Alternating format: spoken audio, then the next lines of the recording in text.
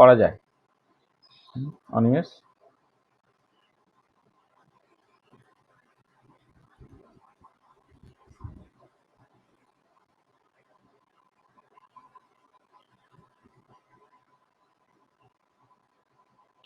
দেখো এখন ঠিক আছে, দেখতে পাচ্ছ?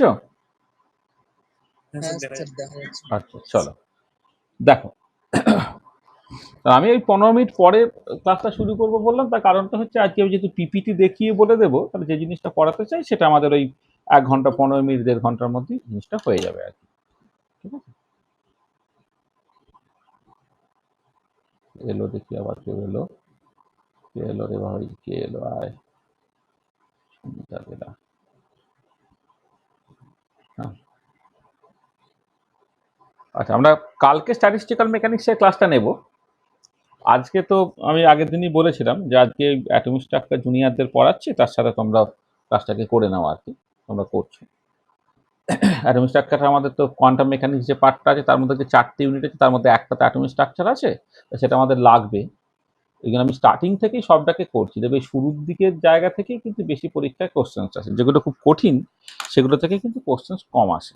এটা এখানে যেভাবে করবো একটু ভালো করে করে নাও, করে নিয়ে দেখবে তুমি পুরো জিনিসটা ভালো করে হয়ে যাবে। আচ্ছা লাস্ট ক্লাসে আমরা কি করেছি? আচ্ছা তার আগে বলি, যারা ফার্স্ট ইয়ার ইনঅর্গানিক, হ্যাঁ আগের দিন যারা ক্লাস করেছিস বল, কিছু অসুবিধা আছে? হুম, কিরে? হুম, কে বলছিস, শুভাঙ্গী বলছিস না কে বলছিস? কি বলছিস? ঠিক আছে, তা দেখো তাহলে আমরা আগের দিনে কি করেছি, মানে what we have discussed so far.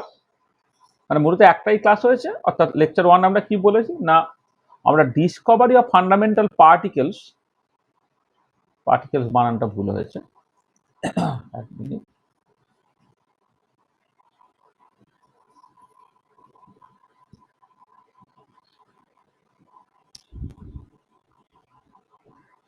Discovery of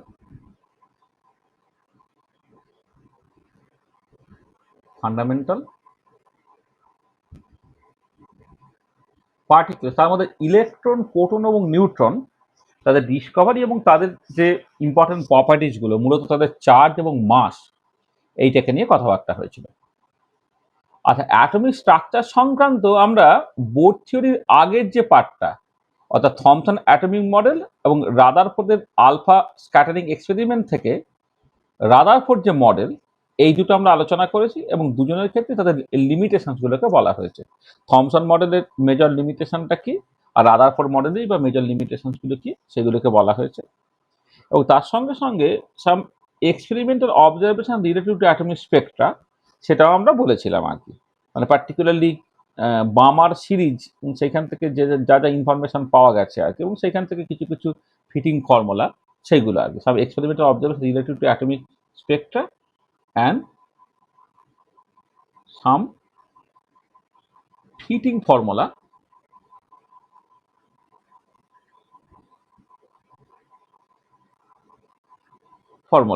মানে ফিটিং ফর্মুলার মধ্যে দেখো তোমরা যেমন বামার রিডবার্গ ইকুয়েশন বা রিডবার্গ ইকুয়েশন পড়েছো, আবার অ্যাট দ্য সেম টাইম তোমরা রিজ কম্বিনেশন প্রিন্সিপালটাও দেখেছো আর কি। তো এইগুলো আমরা আগের দিন মোটামুটিভাবে পড়েছি। আচ্ছা এবার আমরা কি আজকে পড়তে চাইছি, আমরা আজকে মূলত যেটা পড়তে চাইছি, আমার মনে হয় যে অ্যাটমিক স্ট্রাকচার, অ্যাটমিক স্পেকট্রা সংক্রান্ত মোস্ট ইম্পর্টেন্ট যে টপিকটা, সেটা হচ্ছে Bohr's theory for hydrogen atom and hydrogen like one electron systems.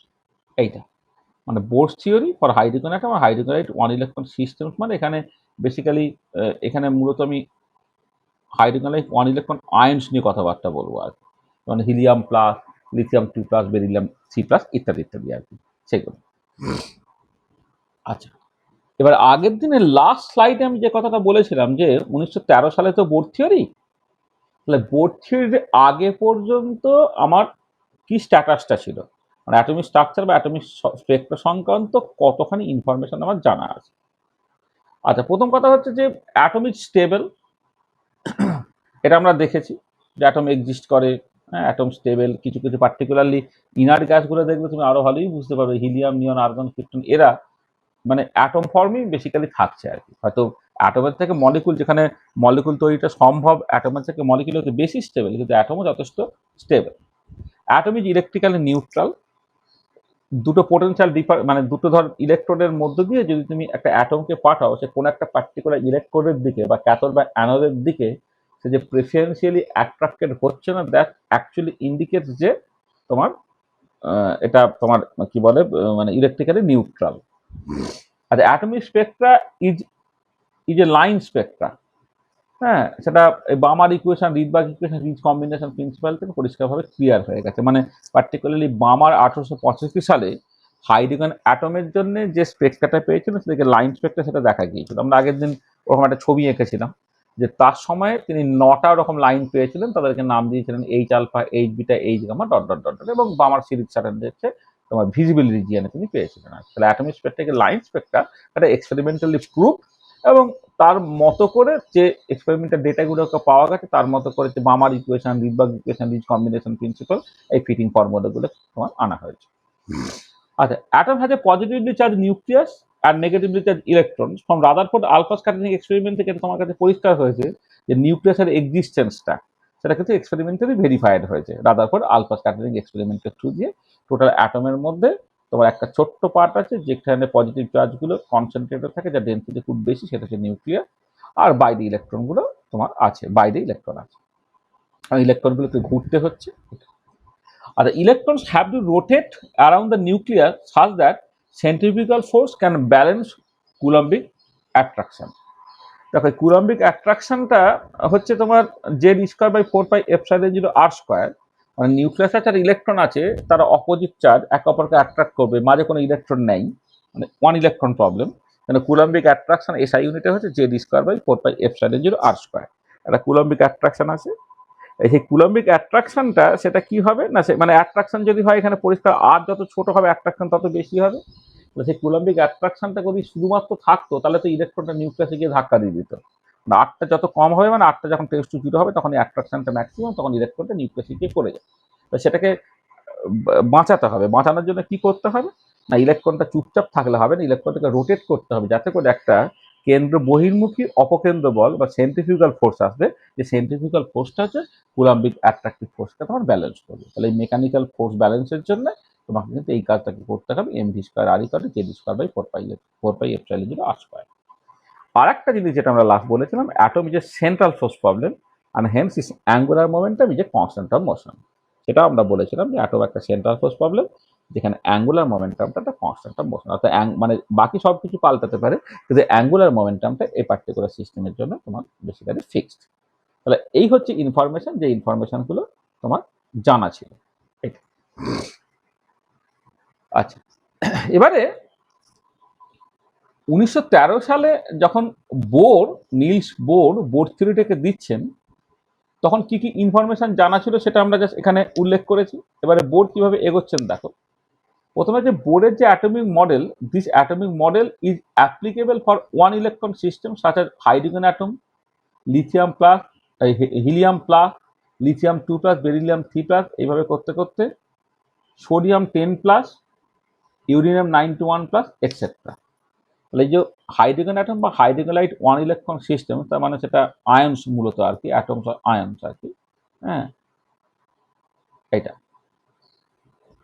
তাহলে দেখো, প্রথম কথা এইটা একটা ভীষণ ইম্পর্টেন্ট জায়গা, যে বোর থিওরি কিন্তু যে কোনো সিস্টেমের ক্ষেত্রে অ্যাপ্লিকেবল হবে না, সেটা হাইড্রোজেন অ্যাটম বা হাইড্রোজেন লাইক ওয়ান ইলেকট্রন আয়নের ক্ষেত্রে কিন্তু এটা অ্যাপ্লিকেবল, এটা তোমাকে মাথায় রাখতে পারছে। ঠিক আছে। আচ্ছা, এবারে দেখো, electron has to rotate around the nucleus in a circular orbit in such a way that the centrifugal force can balance the Coulombic attractive force। সেটা বলেছিলাম যে mv square by r equal to Z square by 4πε0 r square. এটা তো mechanical force ব্যালেন্সের জন্য লাগবে। সেখানে epsilon জিরোটাকে বলা হবে is the absolute permittivity of the vacuum. আমি পরে তোমাদের মানে আজকে সময় এক্সিস্ট থাকে বা পরের দিনের জন্য ইলেকট্রোস্ট্যাটিক্সের একটু বেসিক বলতে হবে আর কি, সিজিএস সেটাকে কেমন করে লিখবে, এসআইএ কেমন করে লিখবে। এখন আমি ধরে নিচ্ছি তুমি সেটা জানো, সেটাকে ধরে নিয়ে আমি এই এসআই ইউনিটকে করছি। তাহলে এপসাইলন জিরো যেটা সেটা হচ্ছে is the absolute permittivity of the vacuum, যার ভ্যালুটা হচ্ছে 8.854187 into 10⁻12 coulomb square newton metre to the power -2। হ্যাঁ, আমি ইলেকট্রোস্ট্যাটিকের বেসিক্স নিয়ে পরে তোমাদের একটা ডাউট ক্লিয়ারেন্স ক্লাসে খুব ভালো করে বলবো। আচ্ছা, আচ্ছা এবারে দেখো, যেহেতু মানে ওয়ান ইলেকট্রন সিস্টেম সেটা একটা সেন্ট্রাল ফোর্স প্রবলেম, তার জন্য angular momentum of the electron must be constant. আমি একটু আগেই দেখো লাস্ট পয়েন্ট থেকে এটা বলে গেছি যে atom is a central force problem. এখানে অ্যাটম মানে basically one electron atom is a central force problem and hence its angular momentum is a constant of motion. মানে এখানে যে অ্যাটম যেটা বলা হয়েছে এটা কিন্তু সার্টেনলি হাইড্রোজেন অ্যাটম আর কি, বা hydrogen like one electron ion, central force problem. যার জন্য অ্যাঙ্গুলার মোমেন্টামটা, যেটা অ্যাঙ্গুলার মোমেন্টাম এল বলতে পারো বা এমভিআর বলতে পারো, সেটা একটা কনস্ট্যান্ট। দেখো, প্রথমে একটা কথা একটুখানি বলে নিই, সেটা হচ্ছে যে আমি না ট্র্যাডিশনালি যেভাবে বোর্ড থিওরি পড়ে সেটা আমি পরে পড়বো। আমি লজিক্যালি যেভাবে বোর্ড থিওরি পড়ার কথা আমি সেই রকমভাবে প্রথমে পড়বো। মানে আমি লজিক্যালি যেভাবে বোর্ড থিওরি পড়ে সেরকমভাবে পড়বো, মানে হচ্ছে যে দেখবে কনভেনশনালি বোর্ড থিওরি যে অ্যাঙ্গুলার মোমেন্টাম এমভিআরটা N into H over two pi প্রথমেই লিখে দেয়, যে angular momentum H over two pi integral multiple, সেটা প্রথম অ্যাজাম্পশনের মধ্যে পড়ে, সেটাকে প্রথমেই লিখে দেয়। আমি কিন্তু সেটা করছি না, আমি জাস্ট এইটুকু বুঝেছি যে যেহেতু হাইড্রোজেন অ্যাটম বা হাইড্রোজেন লাইক ওয়ান ইলেকট্রন আয়নটা তোমার সেন্ট্রাল ফোর্স প্রবলেম, সেখানে অ্যাঙ্গুলার মোমেন্টামটা একটা কনস্ট্যান্ট, এইটুকু জাস্ট। সেই জন্য আমি L equal to M V R equal to just K লিখলাম। অ্যাঙ্গুলার মোমেন্টাম একটা কনস্ট্যান্ট, যে কনস্ট্যান্টটা যে N into H over two pi হবে সেটা আমরা এখনই বলবো না, ওটা অ্যাকচুয়ালি দেখবে আস্তে আস্তে আস্তে আস্তে কেমন করে এস্টাবলিশড হয়ে যাচ্ছে। তারপরে দুটো গভর্নিং ইকুয়েশন আছে, একটা M V square by R equal to Z square by 4 pi epsilon zero R square, আর একটা অ্যাঙ্গুলার মোমেন্টামটা হচ্ছে কে, না সেটা হচ্ছে কনস্ট্যান্ট। আচ্ছা, এবারে এই ইকুয়েশন 1 and 2 থেকে দেখো, আমি একটা আর কে যদি বাদ দিয়ে দিই তাহলে এম ভি স্কোয়ার হয়ে যাচ্ছে Z square by 4 pi epsilon zero R, Z square by 4 pi epsilon zero আর। এবারে ভিটাকে তুমি জাস্ট এইখান থেকে বের করে নাও 2 নম্বর ইকুয়েশন থেকে, ভিটা হচ্ছে কে বাই এম আর। তাহলে এখানে এই যে এম ভি স্কোয়ার ছিল, ভি এর জায়গায় কে বাই এম আর বসিয়ে দাও, তার স্কোয়ার হয়ে গেল। ডান দিকে Z square by 4 pi epsilon zero R হয়েছে। তাহলে এখানে দেখো তুমি কি পাচ্ছ, এখানে তোমার একটা এই যে এখানে এম আর এখানে এম স্কোয়ার করে একটা এম কেটে গিয়ে নিচে জাস্ট একটা এম রয়ে গেল, এটা কে স্কোয়ার হলো, নিচে আর স্কোয়ার হলো, এটা Z square by 4 pi epsilon zero R. একটা আর তুমি জাস্ট বাদ দিয়ে দিলে, তাহলে K square by M R equal to Z square by 4 pi epsilon zero, মানে একটা আর জাস্ট বাদ দিয়ে দিয়েছো, সেখান থেকে আরটাকে জাস্ট ক্যালকুলেট করে নাও, এটা হয়ে যাচ্ছে কত 4 পাই এপসাইলন জিরো কে square by M Z square. দেখো একটা রেডিয়াসের এক্সপ্রেশন বেরিয়ে গেল, কিন্তু রেডিয়াসের এক্সপ্রেশনে কেটা আছে, কেটা এখন জাস্ট অ্যাঙ্গুলার মোমেন্টাম, অ্যাঙ্গুলার মোমেন্টামের কোন ভ্যালুতে কনস্ট্যান্ট আমি আজকে জানি না, সেই জন্য আরটা হয়ে যাচ্ছে 4 পাই এপসাইলন জিরো কে square by M Z square. আচ্ছা, আচ্ছা এবারে হাইড্রোজেন অ্যাটম প্রবলেমের জন্য পোটেনশিয়াল এনার্জিটা ভিটা হচ্ছে minus Z square by 4 pi epsilon zero R. আচ্ছা, এবারে এই যে পোটেনশিয়াল এনার্জিটা কিভাবে minus Z square by 4 pi epsilon zero আরটা এলো, সেটা কিভাবে তুমি দেখো। তখন নিউক্লিয়াস যার চার্জ হচ্ছে প্লাস জেড ইন্টু ই, এবার আমি একটা ইনফিনিটি থেকে একটা ইলেকট্রনকে আর ডিস্টেন্সে নিয়ে এলাম, তার জন্য আমাকে যে ওয়ার্ক করতে হলো সেটাই পোটেনশিয়াল এনার্জি হিসেবে স্টোর থাকবে। আর এখানে তোমার এমনি এমনি চলে আসবে, মানে তোমাকে আলাদা করে আনার দরকার নেই। তাহলে দেখো, এই যে নেগেটিভ গ্রেডিয়েন্ট অফ পোটেনশিয়াল যদি ফোর্স দেয়, তাহলে ডিভিআরটা হয়ে যাবে ফোর্স ইন্টু ডিআর। এইটা আমি এখানে নেগেটিভ সাইডে ইগনোর করছি, তার কারণটা কিছুই না, কারণটা হচ্ছে এরপরে যখন তুমি পোটেনশিয়াল এনার্জির সাইনটাকে ঠিক করবে, অ্যাট্রাকশন হলে নেগেটিভ, রিপালশন হলে পজিটিভ, সেইখান থেকে সাইন ঠিক করে ফেলা যাবে। জাস্ট তুমি পোটেনশিয়াল এনার্জিটা দেখো এই ফোর্স ওয়ার্কের সঙ্গে সমান, তাহলে আর ডিস্টেন্সে ফোর্স যদি এফ হয়, যদি ডিআর তুমি ডিসপ্লেসমেন্ট করো, তাহলে এফ আর ইন্টু ডিআর, সেটা হচ্ছে তোমার ডিভিআর। তবে ভিআরটা যখন তুমি ইন্টিগ্রেট করবে, Z square by 4 pi F zero R square DR, লিমিটটা হচ্ছে ইন্টিগ্রেশনটা হচ্ছে ইনফিনিটি থেকে আর পর্যন্ত যাচ্ছে, তাই এটা ইন্টিগ্রেট করলে minus Z square by 4 pi epsilon zero R, লিমিটটা ইনফিনিটি থেকে আর তুমি বসালে হয়ে গেল minus Z square by 4 pi epsilon zero R. এখানে নেগেটিভ সাইনটাকে সিম্পলিফাই করছে, ইটস অ্যান অ্যাট্রাকশন। এটা আলাদা করে করে দেওয়ার দরকার ছিল না, কিন্তু তবু আমি করে দিলাম যে পোটেনশিয়াল এনার্জিটা minus Z square by 4 pi epsilon zero R হয়। আর কাইনেটিক এনার্জিটা কি, দেখো কাইনেটিক এনার্জিটা হয়ে যাচ্ছে তোমার টিটা হচ্ছে হাফ এম ভি স্কোয়ার।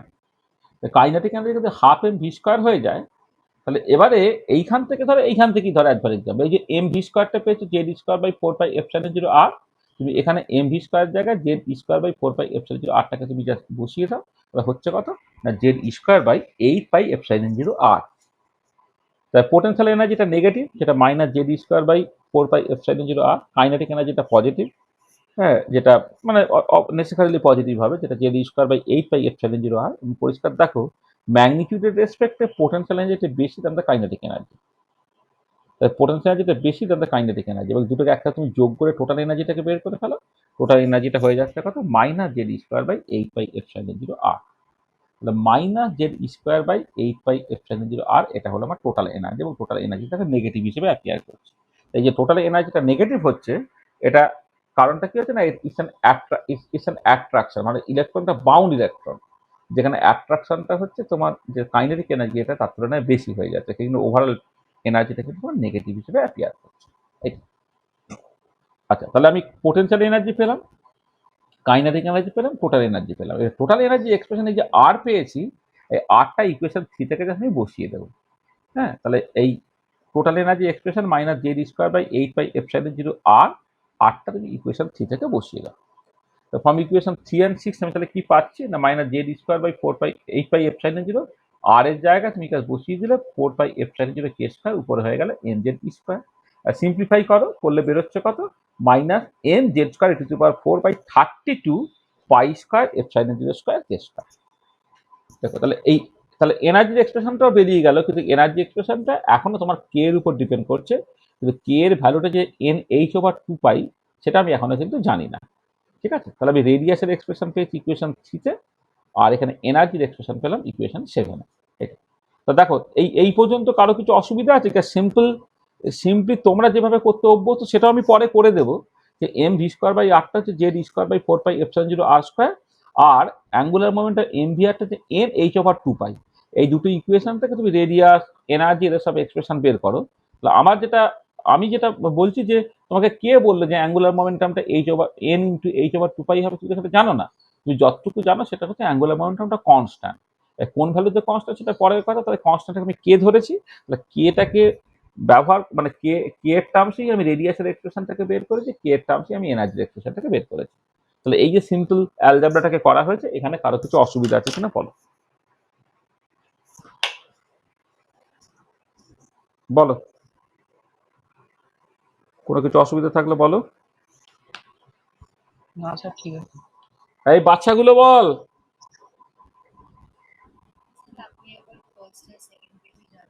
হ্যাঁ গেলাম।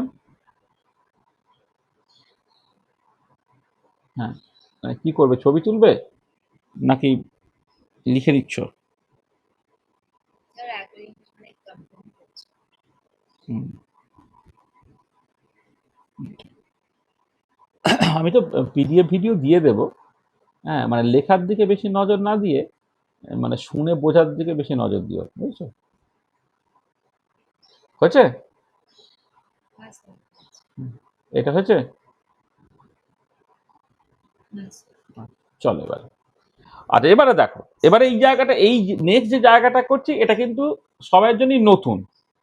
এইভাবে শুধু আমিই বলি আর কেউ বলে না কিন্তু, ওই জন্য এই জায়গাটা একটু ভালো করে ফলো করো। দেখো দেখো এনার্জিটা তুমি তাহলে পরিষ্কার বুঝতে পারলে, বাকি সব জিনিসগুলো কনস্ট্যান্ট কেটাকে বাদ দিয়ে, তার মানে এনার্জিটা প্রপোর্শনাল টু 1/k², এটা তুমি দেখতে পেয়েছো।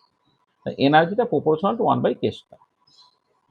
আচ্ছা, আর এবার তুমি কতগুলো জিনিস দেখো, এই যে তুমি বামার ইকুয়েশন বা বামার রিডবার্গ ইকুয়েশন ইত্যাদি থেকে, বা শুধুমাত্র রিডবার্গ ইকুয়েশন থেকে আমরা পেয়েছিলাম কি, যে তোমার ট্রানজিশন ফ্রিকোয়েন্সিটা যেটা ইন দ্য ইউনিট অফ তোমার সেন্টিমিটার ইনভার্স, যদি N1 লেভেল থেকে N2 লেভেলে ট্রানজিশনটা ঘটে, তাহলে তার যে ওয়েভ নাম্বারটা সেটা হচ্ছে আর ইনফিনিটি, মানে Rydberg constant into 1/n1² minus 1/n2²। এখানে আর ইনফিনিটি মানে রিডবার্গ কনস্ট্যান্ট বলেছি এটা, যেখানে N1 N2 হচ্ছে পজিটিভ ইন্টিজার এবং N2টা গ্রেটার দেন N1। এই যে ইকুয়েশনটা যেটা ধরে নাও রিডবার্গ ইকুয়েশন, সেটা তুমি দেখেছো এটা। ঠিক আছে, এই ইকুয়েশন থেকে তোমার জানা, আমি আগের দিনই বলেছিলাম this is the Rydberg equation. হ্যাঁ, রিডবার্গ ইকুয়েশন থেকে তোমার জানা ছিল সেটা আর ইনফিনিটি রিডবার্গ কনস্ট্যান্ট। আচ্ছা, এখানে আর ইনফিনিটি সাফিক্সটাকে ব্যবহার করা হয়েছে কারণ এখানে mass of the nucleus is taken as infinity with respect to the mass of the electron. এখানে R infinity, R H, R helium, R deuterium, এই যে এখানে এইখানে যে এই আর এর যে সাফিক্সটা, এই সাফিক্সটা কিন্তু বিভিন্ন মানে আছে। এখানে আর ইনফিনিটি একটা ইউনিভার্সাল রিডবার্গ কনস্ট্যান্ট, যেখানে তুমি মানে আর ইনফিনিটি নামটা এসছে কারণ এক্ষেত্রে ইলেকট্রনের রেসপেক্টে নিউক্লিয়াসের মাসটাকে ইনফিনিটি ধরে নেওয়া হয়। এবার নিউক্লিয়াসের ইলেকট্রনের রেসপেক্টে নিউক্লিয়াসের মাসটা ফাইনাইট বাট লার্জ যদি তুমি ধরো, হাইড্রোজেনের ক্ষেত্রে 1836 গুণ যদি তুমি ধরো, তাহলে কিন্তু তুমি দেখবে যে রিডবার্গ কনস্ট্যান্টের যে এক্সপ্রেশনে কিছু কিছু চেঞ্জ হবে আর কি। ঠিক আছে, সেই জন্য এখানে আর ইনফিনিটি টার্মটা ব্যবহার করা হয়েছে। পরবর্তীকালে যখন ফাইনাইট মাস কারেকশন ধরবো তখন তুমি বুঝতে পারবে যে আর ইনফিনিটির সঙ্গে অন্যান্য মাস যেটা তার অ্যাকচুয়ালি ডিফারেন্সটা কি, এটা সেটা আস্তে আস্তে তোমার কাছে পরিষ্কার হয়ে যাবে। আচ্ছা আচ্ছা, তাহলে এইটা হচ্ছে তোমার এই ইকুয়েশনটা, যেটা বেসিক্যালি ইকুয়েশন 9, যেটা যেটা হচ্ছে রিডবার্গ ইকুয়েশন। যে রিডবার্গ ইকুয়েশনটা আমার কিন্তু অলরেডি জানা আছে, এটা 1887, 1888, 1889 এই সময় কিন্তু রিডবার্গ ইকুয়েশনটা চলে এসেছে। আচ্ছা, এবারে 1900 সালে ব্ল্যাক বডি এনার্জি ডিস্ট্রিবিউশন কার্ভটা বিজ্ঞানী প্ল্যাঙ্ক এক্সপ্লেন করেছিলেন, বা 1905 সালে ফটো ইলেকট্রিক এফেক্ট, সেটা আইনস্টাইন এক্সপ্লেন করেছিলেন। হ্যাঁ, তাহলে এই সব জায়গা থেকে তুমি অ্যাকচুয়ালি কি পাও না, এনার্জি দেওয়া নেওয়াটা একটা ডিসক্রিট বা কোয়ান্টাইজড ওয়েতে হয়, সেটা কিন্তু এস্টাবলিশড হয়ে গেছে। মানে বেসিক্যালি ব্ল্যাক বডি এনার্জি ডিস্ট্রিবিউশনটা প্ল্যাঙ্ক যেরকমভাবে ব্যাখ্যা করেছিলাম সেইটা বলতে গিয়ে তুমি জানো যে যে তোমার যে কোনো লেভেল থেকে যে কোনো লেভেলে ট্রানজিশনটা করবে না, হ্যাঁ, সেই ট্রানজিশনগুলি ঘটবে। বা আমি অন্যভাবে বলতে গেলে, এইভাবে না বলে আমি বলছি যে তোমার এনআইকে দেওয়া নেওয়াটা, এই এনআইকে দেওয়া নেওয়াটা ডিসক্রিট বা কোয়ান্টাইজ, এবং সেটা হচ্ছে তোমার এইচ নিউ এর একটা ইন্টিগ্রাল মাল্টিপল হিসেবে এই এক্সেসটা তোমার হয়। The black body energy distribution by Planck, or photoelectric effect by Einstein, lattice heat capacity and temperature dependent etc. by Einstein, এইসব জায়গা থেকে তুমি পরিষ্কার জানো যে এই যে এনার্জি এক্সচেঞ্জ যেটা ডেল্টা ই আর কি, সেটা সাটেল হচ্ছে এইচ নিউ এর একটা ইন্টিগ্রাল মাল্টিপল হবে। এইটা তার মানে মোদ্দা কথা হচ্ছে যে এই যে ডেল্টা ইটা সেটা হচ্ছে তোমার এই নিউ বারের সঙ্গে প্রপোর্শনাল। এইচ নিউ এটা ফ্রিকোয়েন্সি, ফ্রিকোয়েন্সির সঙ্গে ওয়েভ নাম্বারের সম্পর্কটা কি, ফ্রিকোয়েন্সিটা হচ্ছে সি ইন্টু নিউ বার। লিখলে লিখলে যেটা দাঁড়াচ্ছে যে এনার্জি গ্যাপটা হচ্ছে এই সি নিউ বার এর সঙ্গে প্রপোর্শনাল, মানে নিউ বারের সঙ্গে প্রপোর্শনাল। ঠিক আছে, যেখানে এইচটাকে বলে প্ল্যাঙ্ক কনস্ট্যান্ট, যার ভ্যালু হচ্ছে 6.626 × 10⁻³ জুল সেকেন্ড। তাহলে এই যে জায়গাটা দেখো, এটা তোমরা নিশ্চয়ই জানো যে ব্ল্যাক বডি এনার্জি ডিস্ট্রিবিউশন যখন ব্যাখ্যা করা হয়েছিল বা তোমার ফটো ইলেকট্রিক এফেক্ট ব্যাখ্যা করা হয়েছিল, প্রত্যেক ক্ষেত্রে একটা মোদ্দা কথা সেটা হচ্ছে দুটো লেভেলের মধ্যে এনার্জি গ্যাপটা তোমার তোমার এইচ নিউ হবে আর কি। মানে একটা পার্টিকুলার, বা এইভাবে তুমি ভাবো দুটো এনার্জি লেভেল আছে, একটা এন ওয়ান এনার্জি লেভেল, একটা এন টু এনার্জি লেভেল। দুটো লেভেলের মধ্যে ট্রানজিশনটা, অর্থাৎ এন ওয়ান থেকে এন টুতে তখনই ইলেকট্রনটা চলে যাবে যখন হচ্ছে ডেল্টা ইটা এইচ নিউ এর সঙ্গে সমান, বা এন টু থেকে যখন এন ওয়ানে নেমে আসবে তখন হচ্ছে এইচ নিউ ফ্রিকোয়েন্সি লাইটসে বেসিক্যালি ছাড়বে। এটা তাহলে এই যে 10 নম্বর ইকুয়েশনটা, এটা কিন্তু খুব কমন। তাহলে এবার খেয়াল করে দেখো, তাহলে দুটো লেভেলের মধ্যে এনার্জি গ্যাপটা যদি নিউ বারের সঙ্গে প্রপোর্শনাল হয়, তাহলে এইখান থেকে খেয়াল করো যে আমি যখন ওয়েভ নাম্বারটাকে ক্যালকুলেট করছি এন ওয়ান থেকে এন টু এই ট্রানজিশনের জন্য, সেটা কি হবে, মানে যেহেতু তোমার এন ওয়ান থেকে এন টু এনার্জি গ্যাপটা হচ্ছে এই সি নিউ বার, তাহলে এই এনার্জি গ্যাপটাকে তোমাকে এই সি দিয়ে জাস্ট ভাগ করতে হবে। ঠিক আছে, আচ্ছা, ভাগ করলে এবার কি হচ্ছে দেখো, তাহলে এইটা হচ্ছে ডেল্টা ই এন ওয়ান থেকে এন টু, মানে কি E of n two minus E of n one. তাহলে এইটাকে যদি ই অফ এন টু মানে এন টু লেভেলের এনার্জি মাইনাস এন ওয়ান লেভেলের এনার্জি এইরকম ভাবে লেখো, তাহলে E N two by H c minus E N one by H c এরকম দেখতে হবে। এবং এইটাই হচ্ছে এই যে ট্রানজিশন ফ্রিকোয়েন্সিটাই তুমি অলরেডি ইকুয়েশন 9 থেকে পেয়েছো কেমন করে, আর infinity into 1/n1² minus 1/n2²। আজ এবার এই দুটো কম্পেয়ার করো, কম্পেয়ার করলে পরিষ্কার দেখতে পাচ্ছ যে দেখো যেখানে তোমার মানে E N one by H C, যে E N one by H C এটা হচ্ছে R infinity by N one স্কোয়ারের সঙ্গে সমান, অর্থাৎ তোমার ই এন ওয়ানটা minus R infinity H C by N one square এর সঙ্গে সমান। আর E N two by H C অর্থাৎ যেটা পজিটিভ আছে, মানে E N two by H C মানে পরেরটা, যেটা minus R infinity by n two square, সেখান থেকে ই এন টুটা হয়ে যাচ্ছে minus R infinity H C by n two square. তার মানে কি হচ্ছে দেখো ভালো করে খেয়াল করে, যে এইটা এক্সপেরিমেন্টাল ফ্যাক্টস আমার জানা আছে। আবার প্ল্যাঙ্ক ডিস্ট্রিবিউশন হ্যানাতানা ইত্যাদি ক্ষেত্রে তুমি দেখেছো যে দুটো লেভেলের মধ্যে এনার্জি গ্যাপটা এইচ নিউ এর সঙ্গে সমান হলে তবে ট্রানজিশনটা তোমার ঘটবে। তাহলে এই দুটোকে যখন কম্পেয়ার করলে যে দুটো এই যে মানে এই যে এন ওয়ান থেকে এন টু লেভেলের ট্রানজিশনের জন্য ওয়েভ নাম্বারটা, সেটা এই দুটো লেভেলের মধ্যে এনার্জি গ্যাপটাকে এইচ সি দিয়ে ভাগ করে সেটাকে আমি লিখলাম। আর তার অলরেডি মামার ইকুয়েশন থেকে, এই রিডবার্গ ইকুয়েশন থেকে সেটা আমার অলরেডি জানা ছিল। এই দুটো রেজাল্টকে কম্পেয়ার করলাম, কম্পেয়ার করে দেখতে পাচ্ছ যে N1 লেভেলের এনার্জিটা যেটা হচ্ছে 1/N1 স্কোয়ারের সঙ্গে প্রপোর্শনাল, N2 লেভেলের এনার্জিটা 1/N2 স্কোয়ারের সঙ্গে প্রপোর্শনাল, অর্থাৎ তুমি যেটা পাচ্ছ EN-টা proportional to 1/N square, where N is a positive integer. তাই যে 11 নম্বর ইকুয়েশনটা যেটা আমি নিয়ে এলাম যে এনার্জিটা 1/N স্কোয়ারের সঙ্গে প্রপোর্শনাল হবে, এটা দেখো এইখানে এই ছবিতে বলা হচ্ছে যে এই লেভেলের এনার্জি যদি EN1 হয়, এই লেভেলে EN2 হয়, এদের মধ্যে এনার্জি গ্যাপটা ডেল্টা ই হচ্ছে এই যে delta E N1 to N2, সেটা হচ্ছে E of N2 minus E of N1, সেটা আমি এখানে বসিয়েছি আর কি। তাহলে যে এনার্জিটা nth লেভেলে এনার্জিটা যে 1/N স্কোয়ারের সঙ্গে প্রপোর্শনাল, এইটা কি কারো বুঝতে অসুবিধা হলো বলো? এই যে EN-টা যে প্রপোর্শনাল টু 1/N স্কোয়ার, সেটা এই যে লজিক থেকে আমি বলে দিলাম আর কি, সেটা কি কারো বুঝতে অসুবিধা হলো? ঠিক আছে, ঠিক আছে। তো এইটা খুব ইম্পর্টেন্ট। তাহলে এই জায়গাটা আমি বললাম একটু তোমার, আমি আগের দিন ওই জন্য এক্সপেরিমেন্টাল ফ্যাক্টস গুলো বা ফিটিং যে ফর্মুলাগুলো ছিল আমি বলে দিয়েছিলাম, সেইগুলো প্লাঙ্ক ডিস্ট্রিবিউশন ল অলরেডি তোমার হয়ে গেছে 1900 সালে। মানে 1913 সালে, মাইক্রোফোনটা অফ করো। হ্যাঁ, 1913 সালে যখন বোর থিওরি দিচ্ছেন, তার আগে অ্যাটমিক স্ট্রাকচার বা অ্যাটমিক স্পেক্ট্রা সংক্রান্ত যা কিছু হয়ে গেছে সেটা তো তার জানার কথা, সেটাই এখানে ব্যবহার করা হচ্ছে। তাহলে সেখান থেকে তিনি পরিষ্কার বুঝতে পারলেন যে এনার্জিটা 1/N স্কোয়ারের সঙ্গে প্রপোর্শনাল। আচ্ছা, এবারে দেখো তুমি এই 8 নম্বর ইকুয়েশনে পেয়েছিলে যে এনার্জিটা proportional to 1/K square. 8 number equation, কেটাই তোমার কাছে আননোন ছিল। আর এখানে 11 নম্বর ইকুয়েশনে পেলে এনার্জিটা প্রপোর্শনাল টু 1/N স্কোয়ার। তাহলে একবার হচ্ছে এনার্জি টু 1/K স্কোয়ারের সঙ্গে প্রপোর্শনাল, আর একবার এনার্জি টু 1/N স্কোয়ারের সঙ্গে প্রপোর্শনাল। এবার এই দুটো ইকুয়েশন কনসিস্টেন্ট কখন হবে? যখন কেটা প্রপোর্শনাল টু এন, অর্থাৎ কেটা ধরে নাও এফ ইন্টু এন, যেখানে এফ একটা proportionality constant.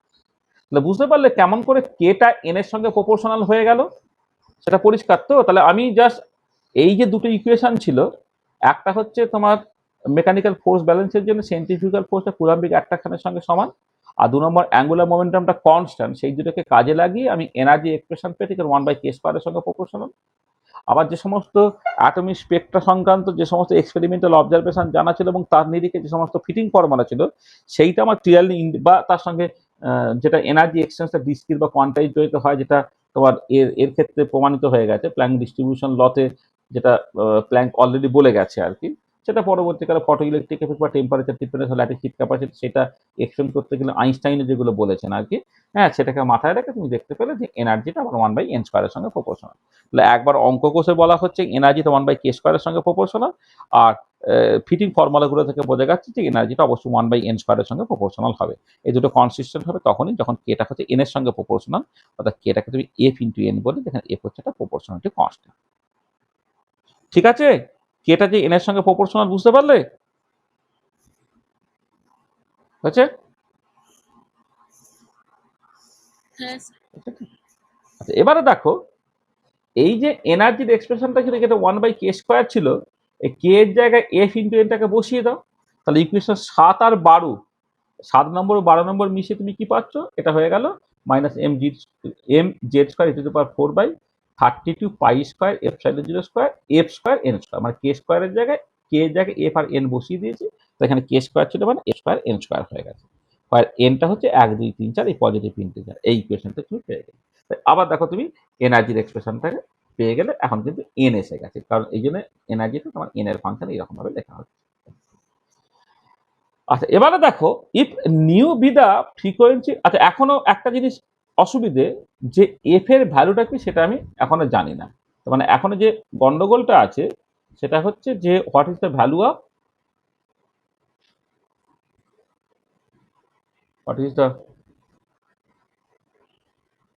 Value of F. এই যে প্রপোর্শনটা কনস্ট্যান্ট, এফ এর ভ্যালুটা কি সেইটা কিন্তু এখন আমি জানি। এবার এফ এর ভ্যালুটাকে বের করার চেষ্টা করতে হবে।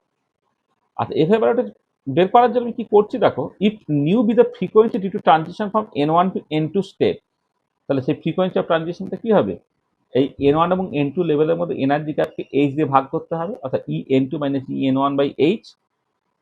এবারে খেয়াল করে দেখো এইখানে এনার্জির এক্সপ্রেশনটা কি আছে, -mz² e⁴/32 pi square epsilon 0 square F square.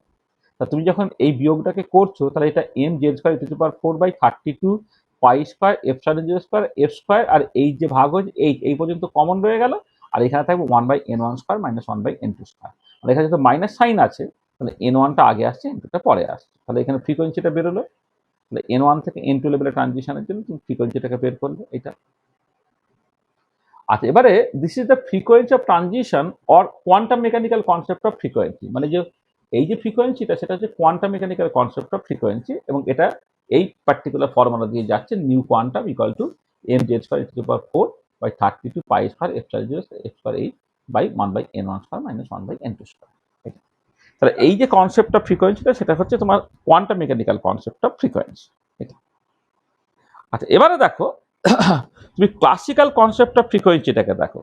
Classical concept of frequency মানে 1 সেকেন্ডে কতবার কমপ্লিট রোটেশন হচ্ছে, সেটাই ক্লাসিক্যাল কনসেপ্ট অফ ফ্রিকোয়েন্সি। মানে ফ্রিকোয়েন্সি বলতে বা কম্পাঙ্ক বলতে আমি কি বুঝি, যখন করে একটা পিরিয়ডিক মোশন হয় 1 সেকেন্ডে কতগুলো পিরিয়ড কমপ্লিট হলো আর কি। তার মানে যেহেতু ইলেকট্রনটা নিউক্লিয়াসের চারিদিকে এরকম ঘুরছে, সেখানে 1 সেকেন্ডে কতবার ঘুরছে। আচ্ছা, 1 সেকেন্ডে কতবার ঘুরছে কি দিয়ে বের করবে? 1 সেকেন্ডে কত পথ যায়, না সেটাই তার ভেলোসিটি বা স্পিড, তাকে ভাগ করতে হবে কত 2πr দিয়ে, কারণ যদি রেডিয়াসটা আর হয় তো তার সারকামফারেন্সটা হচ্ছে 2πr, 2πr ঘুরলে একবার ঘোরা হয়, তাহলে ভিটা হচ্ছে 1 সেকেন্ডে টোটাল কতটা গেল তাকে ভাগ করছে 2πr দিয়ে, এটা। আর এবারে ভেলোসিটিটা একটুখানি বের করে দাও। দেখো ভেলোসিটিটা তুমি যখন ওই অ্যাঙ্গুলার মোমেন্টামটা, এই যে অ্যাঙ্গুলার মোমেন্টামটা এম ভি আরটা যদি কে বলো, সেখান থেকে ভিটা হয়ে যাচ্ছে কে বাই এম আর, ভিটা হচ্ছে কে বাই এম আর। এবারে এই ইকুয়েশন 3 থেকে তুমি আরটাকে বসাবে আর কে এর জায়গায় এফ ইন্টু এন বসিয়ে দেবে, সেটা আমি এখানে করেছি দেখো। তাহলে ভিটা হচ্ছে কে বাই এম আর, তাহলে কে বাই এম আর এর জায়গায় 4π কে স্কোয়ার উপরে এম জেড স্কোয়ারটা বসে গেল। তাহলে দেখো এখানে ভিটা এখন এন এর উপর ডিপেন্ড করবে বলে এখানে কে এর জায়গায় এফ ইন্টু এন বসিয়ে দিলাম। তাহলে উপরে দেখো এখানে এম কেটে চলে গেছে, তাহলে এখানে কে একটা কে স্কোয়ার কেটে নিচে একটা কে আছে, তাহলে উপরে রয়ে গেল জেড স্কোয়ার, নিচে রয়ে গেল 4π0 কে এর জায়গায় এফ ইন্টু এন বসিয়ে দিলাম। তাহলে এটা হচ্ছে ভেলোসিটিটা, ঠিক আছে এটা। আর রেডিয়াসটা একটুখানি বলে নিই, রেডিয়াসটা এটা পরে আবার ভালো করে করব। রেডিয়াসের এই যে এক্সপ্রেশনটা এখানে কে ছিল, এই কেটাকে এফ ইন্টু এন যদি বসিয়ে দাও, রেডিয়াসের এক্সপ্রেশনটা একটু ছোট করে লিখে নিচ্ছি, 4π0 K square by M Z square, K এর জায়গায় তুমি এফ আর এন বসিয়ে দিলে এটা এফ স্কোয়ার এন স্কোয়ার হয়ে যাবে। তো এটা হচ্ছে ভেলোসিটির এক্সপ্রেশন, এটা হচ্ছে তোমার রেডিয়াসের এক্সপ্রেশন। এবারে দেখো তাহলে ক্লাসিক্যাল কনসেপ্ট অফ ফ্রিকোয়েন্সি যে ভি বাই 2πr, তাহলে Z square by 4πε0 F into N, এইটা হলো ভিটা, আর 2πটা আছে আর এর জায়গায় বসে গেল কত 4πε0 এফ স্কোয়ার এন স্কোয়ার, উপরে হচ্ছে এম জেড স্কোয়ার। এবার সব কাটাকাটি সব হলো অনেক কিছু, কাটাকাটি হয়ে গিয়ে যেটা পড়ে রইলো M Z square is to power 4/32 pi cube ε0 square F cube N cube. তাহলে this is the classical concept of frequency. মানে আগেরটা ছিল quantum mechanical concept of frequency, এটা হচ্ছে ক্লাসিক্যাল কনসেপ্ট অফ ফ্রিকোয়েন্সি। তাহলে আমি ফ্রিকোয়েন্সিটাকে দু রকম করে ভাবলাম।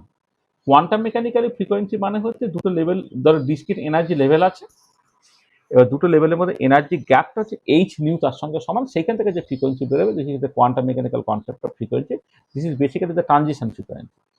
আর ক্লাসিক্যাল কনসেপ্ট অফ ফ্রিকোয়েন্সি হচ্ছে 1 সেকেন্ডে কতগুলো কমপ্লিট রোটেশন হচ্ছে, আর 1 সেকেন্ডে কতগুলো কমপ্লিট রোটেশন হচ্ছে, হ্যাঁ সেটা তুমি জাস্ট ভি বাই 2πr এরকম ভাবে করবে, যেখানে ভিটা হচ্ছে তোমার স্পিড।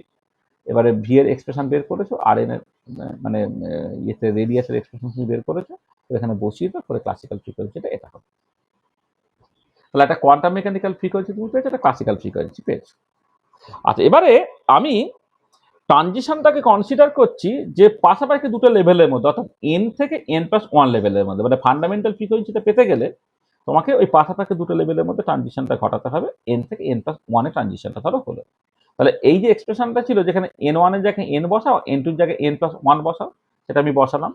আচ্ছা, বসিয়ে সিম্পলিফাই করো, তার ডিনোমিনেটরটা কত হয়ে যাচ্ছে n স্কোয়ার ইন্টু n+1 তার স্কোয়ার হয়ে যাচ্ছে, আর উপরটা নিউমারেটরটা এখানে কি হয়ে যাবে, বাকিটা তো কমন থাকে যাচ্ছে, তাহলে এটা হয়ে যাচ্ছে n+1 তার স্কোয়ার মাইনাস n স্কোয়ার এটা। তাহলে এইটা করলে কত 2n+1, নিচে হচ্ছে n স্কোয়ার বাই n+1 তার স্কোয়ার। আচ্ছা, এবারে এইখান থেকে আমি একটা কাজ করছি দেখো, যে যদি তোমার এনটা খুব বড় হয়ে যায়, এনটা যদি এমনি কোয়ান্টাম মেকানিক্যাল ফ্রিকোয়েন্সিটা বেরিয়ে গেছে, কোয়ান্টাম মেকানিক্যাল ফ্রিকোয়েন্সিটা বেরিয়ে গেছে। আর এবারে আমি এই এক্সপ্রেশনটাকে সিম্পলিফাই করছি, যখন আচ্ছা, এবার একটা কথা বলি, যেটা হচ্ছে এই যে কোয়ান্টাম মেকানিক্যাল ফ্রিকোয়েন্সিটা আর এই যে ক্লাসিক্যাল ফ্রিকোয়েন্সিটা এখনো পর্যন্ত তারা কিন্তু সমান নয়। Quantum mechanical frequency classical frequency কিন্তু সমান নয়, এক্সপ্রেশন দেখেই তুমি বুঝতে পারছো। 18 নম্বর ইকুয়েশনটা দেখা, এদিকে 19 নম্বর ইকুয়েশন থেকে তারা সমান নয়। আচ্ছা, এবার এই 19 নম্বর ইকুয়েশনটাকে একটা সিম্পলিফাই করছে যখন এনটা খুব বড় হয়ে যাবে। তাহলে এন যদি খুব বড় হয়ে যায় তখন এন প্লাস ওয়ানটাকে তুমি অ্যাপ্রক্সিমেটলি এন ভাবতে পারো, আর 2n প্লাস ওয়ানটাকে তুমি অ্যাপ্রক্সিমেটলি 2n ভাবতে পারো। তাহলে ওয়ানগুলোকে আমি জাস্ট ছেড়ে দিলাম, তাহলে কি হবে এখানে? তখন হচ্ছে দেখো উপরে থেকে যাচ্ছে কত, এই 2n প্লাস ওয়ানটা 2n, আর নিচে থেকে যাচ্ছে কত n⁴, একটা n কেটে গেল, তার 2/n³ হয়ে গেল। 2/n³ যদি হয়ে যায় 2 আর 32 কেটে গিয়ে একটা 16 হয়ে গেল, আর একটা এক্সট্রা তোমার n³ চলে গেল। তার মানে যখন কোয়ান্টাম নাম্বার nটা টেন্ডস টু ইনফিনিটি তখন কোয়ান্টাম মেকানিক্যাল ফ্রিকোয়েন্সিটা হচ্ছে mz²⁴/4/16π²ε⁻² তাহলে দেখো আমি কি করলাম, আমি হচ্ছে তোমার এই এনার্জি এক্সপ্রেশন থেকে ট্রানজিশন ফ্রিকোয়েন্সিটাকে বের করলাম। ট্রানজিশন ফ্রিকোয়েন্সিটা basically quantum mechanical concept of frequency, এবং সেটা পাশাপাশি দুটো লেভেলের মধ্যে ট্রানজিশন হলে এনার্জি মানে ফ্রিকোয়েন্সিটা কি হবে সেটাকে আমি বের করে ফেললাম। আর একটা ক্লাসিক্যাল কনসেপ্ট অফ ফ্রিকোয়েন্সিটাকে বের করলাম। আর এবার পাশাপাশি দুটো লেভেলের মধ্যে ট্রানজিশন হলে যে কোয়ান্টাম মেকানিক্যাল ফ্রিকোয়েন্সিটা পাবে সেটাকে বের করলাম যখন n টেন্ডস টু ইনফিনিটি। এইটা তাহলে আমার কাছে কি হচ্ছে না, এই ইকুয়েশনটা আছে, 18 নম্বর ইকুয়েশনটা আছে, আর হচ্ছে তোমার 20 নম্বর ইকুয়েশনটা আছে। আচ্ছা, এবারে একটা ভীষণ ইম্পর্টেন্ট প্রিন্সিপাল আছে যাকে বলা হয় বোরস করেসপন্ডেন্ট প্রিন্সিপাল। এই বোরস করেসপন্ডেন্ট প্রিন্সিপালটা ভীষণ ইম্পর্টেন্ট একটা প্রিন্সিপাল। এইটা না জানলে বেসিক্যালি বোর থিওরি কিন্তু হয় না। কিন্তু এইটা আনফর্চুনেটলি যখন অ্যাটমিক স্ট্রাকচার লোকে পড়ায় তখন এইটার উল্লেখই কখনো করলো না, তবে অ্যাটমিক স্ট্রাকচারটা পড়া হয়ে গেল, সেটা খুব খারাপ। তাহলে বোরস করেসপন্ডেন্ট প্রিন্সিপাল কি বলছে, এটা কোয়ান্টাম মেকানিক্সে তোমরা পরে আরো ভালো করে শিখবে যে when quantum number tends to infinity then quantum mechanical results must match with the classically expected results. তাহলে when quantum number is very large তখন quantum mechanical calculated result must match with the classically expected result, অর্থাৎ m tends to infinity new quantum should be equal to new classical। তাহলে দেখো, তাহলে তুমি এইখানে যে new কোয়ান্টামের এক্সপ্রেশনটা বের করেছিলে তখন তো m tends to infinity ধরেই তুমি করেছো। তার মানে এই যে কোয়ান্টাম মেকানিক্যাল ফ্রিকোয়েন্সি যে এক্সপ্রেশনটা তুমি ইকুয়েশন 20-তে পেয়েছো সেটা n টেন্ডস টু ইনফিনিটি তার জন্য ভ্যালিড।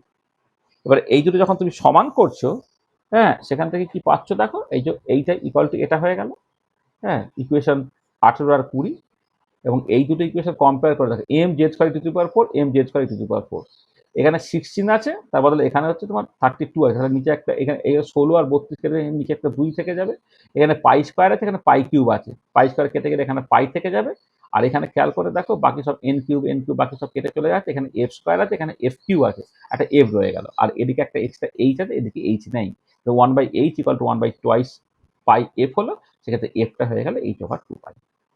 তা দেখো এই যে পরের পার্টে আমি এত কিছু করলাম, আমি দুটো পার্ট বুঝলাম, একটা হচ্ছে কেটা proportional to F into N, কেটা equal to F into N আমি পেয়েছিলাম। এবার কোশ্চেনটা what is the value of F, সেটাকে বের করার জন্য আমি বোরস করেসপন্ডেন্ট প্রিন্সিপালটাকে কাজে লাগালাম, কাজে লাগিয়ে হয়ে গেল কত, এফটা হচ্ছে h/2π হয়ে গেল। তার মানে কি হয়ে গেল, তাহলে অ্যাঙ্গুলার মোমেন্টাম এটা এল সমান এম ভি আর তুমি কে লিখেছিলে, কেটাকে আমরা লিখেছিলাম এন ইন্টু এফ, এখন এফটা তুমি পেয়ে গেলে, দেখো অ্যাঙ্গুলার মোমেন্টামটা এন ইন্টু h/2π হয়ে গেল। এখানে এনটা হচ্ছে 1 2 3 ডট ডট ডট ডট। অর্থাৎ তুমি যে জায়গা থেকে গল্পটাকে স্টার্ট করো, তোমরা এতদিন পর্যন্ত যা বোর্ড থিওরি পড়েছো তাতে অ্যাঙ্গুলার মোমেন্টামটা h/2π এর ইন্টিগ্রাল মাল্টিপল, এটাকে একটা পস্টুলেট হিসেবে ধরে নিয়ে তারপর তুমি এগোতে থাকো। এবার আমি জাস্ট লজিক্যালি বোঝার চেষ্টা করলাম যে অ্যাঙ্গুলার মোমেন্টামটা প্রথম কথা কনস্ট্যান্ট কেন, সেটা ক্লাসিক্যালি বুঝতে পারা যায়, কারণ এটা একটা সেন্টার ফোর্স প্রবলেম বলে অ্যাঙ্গুলার মোমেন্টামটা কনস্ট্যান্ট। সেকেন্ডলি হচ্ছে অ্যাঙ্গুলার মোমেন্টামটা কেন কোন একটা পার্টিকুলার ভ্যালুর ইন্টিগ্রাল মাল্টিপল হবে, সেটা এনার্জি ডিসক্রিটনেস থেকে বা যে সমস্ত ফিটিং ফর্মুলাগুলো আছে সেখান থেকে আমি পরিষ্কার বুঝে যেতে পারছি যে কেটা must be proportional to N, যেখানে এনটা হচ্ছে ইন্টিজার। এবার what is the value of the proportionality constant, সেই প্রপোর্শনালিটি কনস্ট্যান্টটা বোরস করেসপন্ডেন্ট প্রিন্সিপাল থেকে আমি পেলাম, এটা হচ্ছে h/2π। তার মানে দেখো এম ভি আরটা হয়ে যাচ্ছে এন h/2π। ঠিক আছে, এটা তাহলে দেখো, তাহলে আমি একটুখানি আনকনভেনশনাল অ্যাপ্রোচে ব্যাপারটা এলাম আর কি, যে অ্যাঙ্গুলার মোমেন্টামটা প্রথমেই nh/2π না ধরে নিয়ে আমি লজিক্যালি পরপর করে এগিয়ে আলটিমেটলি দেখলাম যে হ্যাঁ অ্যাঙ্গুলার মোমেন্টামটা nh/2π হচ্ছে। এই এই পর্যন্ত একটুখানি কমপ্লিকেটেড ছিল জিনিসটা, যেটা একটুখানি আমি একটু অন্য রকম ভাবে বলেছি। এই জায়গাটা বুঝতে পারছো কিনা তুমি বলো। এইটা যদি বুঝতে পারো, পরে যে কাজটা আজকে নেক্সট পার্টে আমি যে জিনিসগুলো পড়াবো সেটা তুমি তোমার পক্ষে বোঝা মোটেই কঠিন কিছু হবে না। বলো, যতখানি বলেছি তাতে কারো কোনো অসুবিধা হচ্ছে কিনা? ঠিক আছে।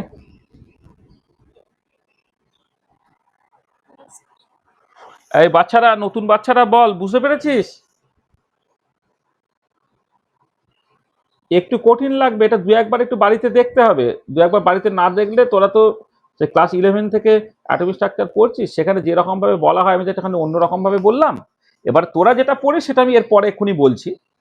তাহলে সেখানে এই যেভাবে এটা লজিক্যাল অ্যাপ্রোচ আর কি, সেই লজিক্যাল অ্যাপ্রোচ লজিকটাকে ধরে নিয়ে এবার আমায় বল তুই ব্যাপারটা সব বুঝতে পারলি কিনা, কোনো অসুবিধা হলো না। কিরে, বল।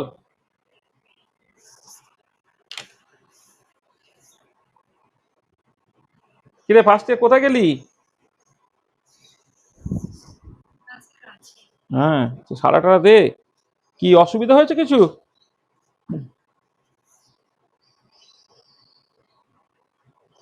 কি অসুবিধা হয়েছে বল না, হেজিটেট করিস না। দু একবার দেখলে ঠিক আছে। হ্যাঁ বলো, বলো বলো। না, দেখতে তো হবে মানে, মানে যে আমি লজিক্যালি যে কথাগুলো বললাম সেখানে কোনো কিছু কি তোর মনে হচ্ছে যে একটুখানি এই জায়গাটা আরেকবার বললে ভালো হয় বা কিছু?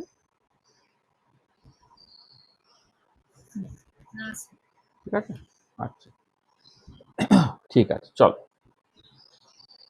তাহলে কি হলো দেখো। তাহলে দেখো তোমরা শুরু করো কি পস্তুলেট গুলো থেকে, তো আমি পস্তুলেট গুলোতে পরে এলাম। দেখো তাহলে কি পেলাম আমি, যে ফর হাইড্রোজেন অ্যাটম, হাইড্রোজেনের 1 electron ions electron rotates around the nucleus in some specific circular orbit of fixed radius where angular momentum is integral multiple of h/2 pi। মানে যে মানে যে কোনো ব্যাসার্ধের বৃত্তাকার কক্ষপথে কিন্তু ইলেকট্রনটা ঘুরতে পারছে না, সেই সমস্ত ব্যাসার্ধের বৃত্তাকার কক্ষপথে ইলেকট্রনটা ঘুরবে যেখানে ঘুরলে হচ্ছে অ্যাঙ্গুলার মোমেন্টামটা h/2 pi এর ইন্টিগ্রাল মাল্টিপল হয়। This is the postulate 1 of course theory. আর এবারে কোশ্চেনটা হচ্ছে যে যেটা রাদারফোর্ডের যে অ্যাটমিক মডেল তার যে মূল ডিফেক্টটা ছিল সেটা হচ্ছে এই যে যখন নিউক্লিয়াসকে কেন্দ্র করে ইলেকট্রনটা ঘুরছে তখন ক্লাসিক্যাল ইলেকট্রোস্ট্যাটিক্সের ল অনুযায়ী হচ্ছে, মানে সরি, ম্যাক্সওয়েলস ইলেকট্রোম্যাগনেটিক থিওরি অনুযায়ী নিউক্লিয়াসকে কেন্দ্র করে যখন ইলেকট্রনটা ঘুরছে সেই ইলেকট্রনটা যদি অ্যাক্সিলারেটেড চার্জ পার্টিকেল সে রেডিয়েশন ছাড়বে, অর্থাৎ তার এনার্জিটা কমতে থাকবে। এনার্জিটা কমতে গিয়ে কি হবে, ইলেকট্রনটা তার স্পাইরাল মোশন নিয়ে খুব কুইকলি হচ্ছে নিউক্লিয়াসকে ধাক্কা দেবে, অর্থাৎ অ্যাটমিক স্ট্রাকচারটা কোলাপস করে যাবে। অর্থাৎ যেটা মোদ্দা কথা সেটা হচ্ছে নিউক্লিয়াসকে কেন্দ্র করে ইলেকট্রন যখন ঘুরছে তখন কিন্তু তার এনার্জি ছাড়া চলবে না, অর্থাৎ ম্যাক্সওয়েলস ইলেকট্রোম্যাগনেটিক থিওরি থেকে মানা চলবে না। সেটাই বেসিক্যালি পস্টুলেট 2 বলা হচ্ছে অরবিটস আর স্টেশনারি। স্টেশনারি মানে কি, this means in a particular orbit the electron neither absorb not emit energy, অর্থাৎ এনার্জিটা পুরো ফিক্স থাকছে। ঠিক আছে, সেটা হচ্ছে স্টেশনারি অরবিট, মানে হচ্ছে এই যে মানে এনার্জিটা তোমার ফিক্স। আর এবারে এনার্জি যদি সে অ্যাবজর্ব বা ইমিট কিছু না করে তাহলে স্পেকটা কোথায় কি করে পাবো, তখন যেটা বলা হলো একটা অন্য মেকানিজমে তুমি স্পেকট্রাটা পেতে পারো, যে তখনই যখন এই দুটো লেভেলের মধ্যে এনার্জি গ্যাপটা, হ্যাঁ তোমার একটা মানে এইচ নিউ এরকম একটা তার সমান হবে আর কি, হ্যাঁ তখন ট্রানজিশনটা ঘটতে পারে। অর্থাৎ দুটো লেভেলের মধ্যে এনার্জি গ্যাপটা, ধরো লোয়ার এনার্জি লেভেল থেকে আপার এনার্জি লেভেলে ট্রানজিশনটা হবে তখনই হচ্ছে যখন দুটো এনার্জি লেভেলের মধ্যে গ্যাপটা এইচ নিউ, মানে ফোটনের এনার্জি যদি এইচ নিউ হয় তার সঙ্গে সমান, বা যখন ধরো N2 লেভেল থেকে N1 লেভেলে নামছে তখন হচ্ছে ওই যদি একটা specific H nu integral number অ্যামাউন্টে জাস্ট ফোটন বা এনার্জি ছাড়তে পারে তবেই সেটা করবে। তার মানে কি, electron may be excited to higher energy level by absorbing a fixed amount of energy, or it may decay to lower energy level by emitting a fixed amount of energy, that is এই energy গ্যাপটা delta ইটা H নিউর সঙ্গে সমান হবে। একটা level থেকে আরেকটা লেভেলে transition করতে গেলে সেটা অ্যাবজর্পশনের থ্রু দিয়ে হতে পারে, অথবা এক্সাইটেড স্টেট থেকে লোয়ার লেভেলে নামতে পারে ইমিশনের থ্রু দিয়ে। সেখানে এনার্জি গ্যাপটা কিন্তু সবসময় এইচ নিউ এর সঙ্গে সমান হবে, যেখানে নিউটা হচ্ছে যে ফ্রিকোয়েন্সির লাইট সে অ্যাবজর্ব করছে অথবা যে ফ্রিকোয়েন্সির লাইট সে ছাড়ছে, আর এইটা হচ্ছে প্ল্যাঙ্ক কনস্ট্যান্ট। তো এই তিনটে হচ্ছে পস্টুলেট অফ বোর থিওরি। দেখো তোমরা স্টার্ট করো এরকম জায়গা থেকে, এই তিনটে পস্টুলেট দিয়ে গল্পটা তোমাদের স্টার্ট হয়। ঠিক আছে, পস্টুলেটটা বোঝা গেছে? পস্টুলেট গুলো হচ্ছে হ্যাঁ এটা। তাহলে এইগুলো সব তোমার চেনা, মানে আগের এই যে কথাগুলো বলেছে ওই যে অচেনা লাগবে, কিন্তু ওইটা একটুখানি আনকনভেনশনাল ওয়েতে করলাম, কিন্তু ওটাকে তুমি তো অবশ্যই তৈরি করবে, তাহলে লজিক্যালি কেন অ্যাঙ্গুলার মোমেন্টামটা N H over two pi হচ্ছে এটা তুমি বুঝতে হবে। বাকিগুলো না আমি লজিক বুঝলাম, যে বাকিগুলো তোমাকে জোর করে না ধরলে তোমার রাদারফোর্ডের মডেল থেকে তো লোকে ডিফেক্ট, রাদারফোর্ডের মডেলের যে ডিফেক্ট সেখান থেকে তো সে শিক্ষা নেবে। সেখানে দেখতে পাচ্ছে যে নিউক্লিয়াসকে কেন্দ্র করে ইলেকট্রন যেটা ঘুরছে, সেই ইলেকট্রনটা যেহেতু অ্যাক্সিলারেটেড চার্জ পার্টিকেল, তার একটা ত্বরণ আছে। এবার ম্যাক্সওয়েলস ইলেকট্রোম্যাগনেটিক থিওরি অনুযায়ী অ্যাক্সিলারেটেড চার্জ পার্টিকেল তার অসিলেশন ফ্রিকোয়েন্সি সেম ফ্রিকোয়েন্সি লাইটে ছাড়ে। তার মানে এখানে ইলেকট্রনটা তোমার যেহেতু লাইট ছাড়ছে, মানে এনার্জিটা তার কমছে, তাহলে সেই এনার্জিটা কোথা থেকে নেবে না, তার বেসিক্যালি কাইনেটিক এনার্জিটা যে কমাতে হবে আর কি। কাইনেটিক এনার্জি কমালে হচ্ছে যেটা আমরা বলেছিলাম যে তোমার মানে অ্যাট্রাকশনটা একই থাকছে, কিন্তু কাইনেটিক এনার্জি কমে যাচ্ছে, মানে ভেলোসিটি কমে যাচ্ছে, মানে সেন্ট্রিফিউগাল ফোর্সটা কমে যাচ্ছে। তোমার সেই নিউক্লিয়াসের দিকে একটা নেট ফোর্স তারা ফিল করছে, এবং সেটা স্পাইরাল মোশন দিয়ে 10⁻⁸ সেকেন্ডের মধ্যে নিউক্লিয়াসকে ধাক্কা দিচ্ছে, এখানে অ্যাটমিক স্ট্রাকচারটা কোলাপস করে যাচ্ছে। সেটা হওয়া চলবে না, হওয়া চলবে না। তার সেটা কখন, যখন তুমি ভাববে যে এই যে অ্যাটমিক অরবিটটা স্টেশনারি, এই যে স্টেশনারিটা খুব ভীষণ ইম্পর্টেন্ট। অ্যাটমিক অরবিটটা স্টেশনারি। আর তবু যদি স্পেকটা পেতে হয়, তাহলে স্পেকটা পেতে গেলে তোমার কাছে উপায় নেই। হ্যাঁ, যেহেতু লাইন স্পেকটা পাচ্ছ, সেখানে যে কোনো ফ্রিকোয়েন্সি লাইট সে অ্যাবজর্ব করবে বা এমিট করবে না, কতগুলো স্পেসিফিক ফ্রিকোয়েন্সি লাইটই সে অ্যাবজর্ব করবে বা এমিট করবে, এবং সেই ফ্রিকোয়েন্সিটা কি দিয়ে কন্ট্রোল হবে না, দুটো লেভেলের মধ্যে এনার্জি গ্যাপটা অবশ্যই এইচ নিউ এর সঙ্গে সমান হবে, অর্থাৎ ট্রানজিশন ফ্রিকোয়েন্সি নিউটা হচ্ছে ডেল্টা ই বাই এইচ হবে। ঠিক আছে, তাহলে এবারে এই যে নর্মাল যে তিনটে পস্টুলেট বললাম, সেই পস্টুলেটগুলোকে দিয়ে আমরা একদম alternate derivation of energy expression of hydrogen atom আর hydrogen like one electron ion, সেটা আমরা দেখব। মানে এখন ওই যেভাবে আমি করলাম energy expression, radiation expression, velocity expression যেভাবে আমি বের করলাম, তাতে হচ্ছে তোমার একটুখানি অন্য অ্যাপ্রোচে করা হয়েছিল, কিন্তু তোমাদের টেক্সট বইকে যে ধরনের অ্যাপ্রোচটা থাকে বা ক্লাস 11-এর যে টাইপের অ্যাপ্রোচ তুমি করেছো, সেই অ্যাপ্রোচে অঙ্কটা আমরা করবো আর কি। হ্যাঁ, তাহলে যেটা হচ্ছে যে আমি যেটা মানে এনার্জি এক্সপ্রেশনটাকে বের করেছিলাম আর কি, মানে বোর্ড থিওরি দাদা, বোর্ড থিওরি একটা তো একটুখানি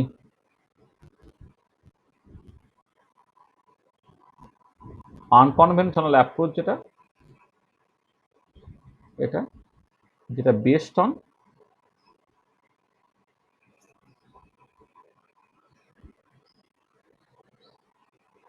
এক্সপেরিমেন্টাল ফ্যাক্ট,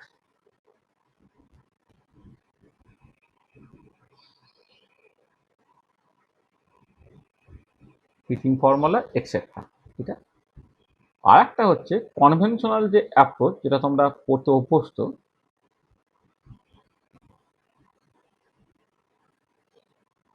কনভেনশনাল অ্যাপ্রোচ যেটা বেসিক্যালি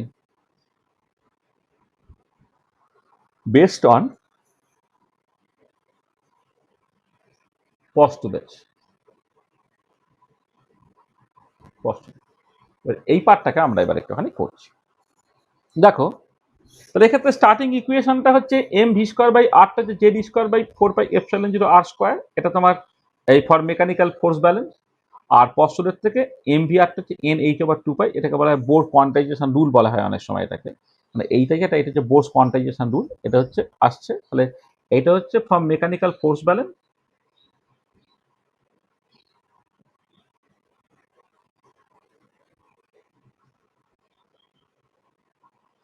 মেকানিক্যাল ফোর্স ব্যালেন্স থেকে এটা আসছে।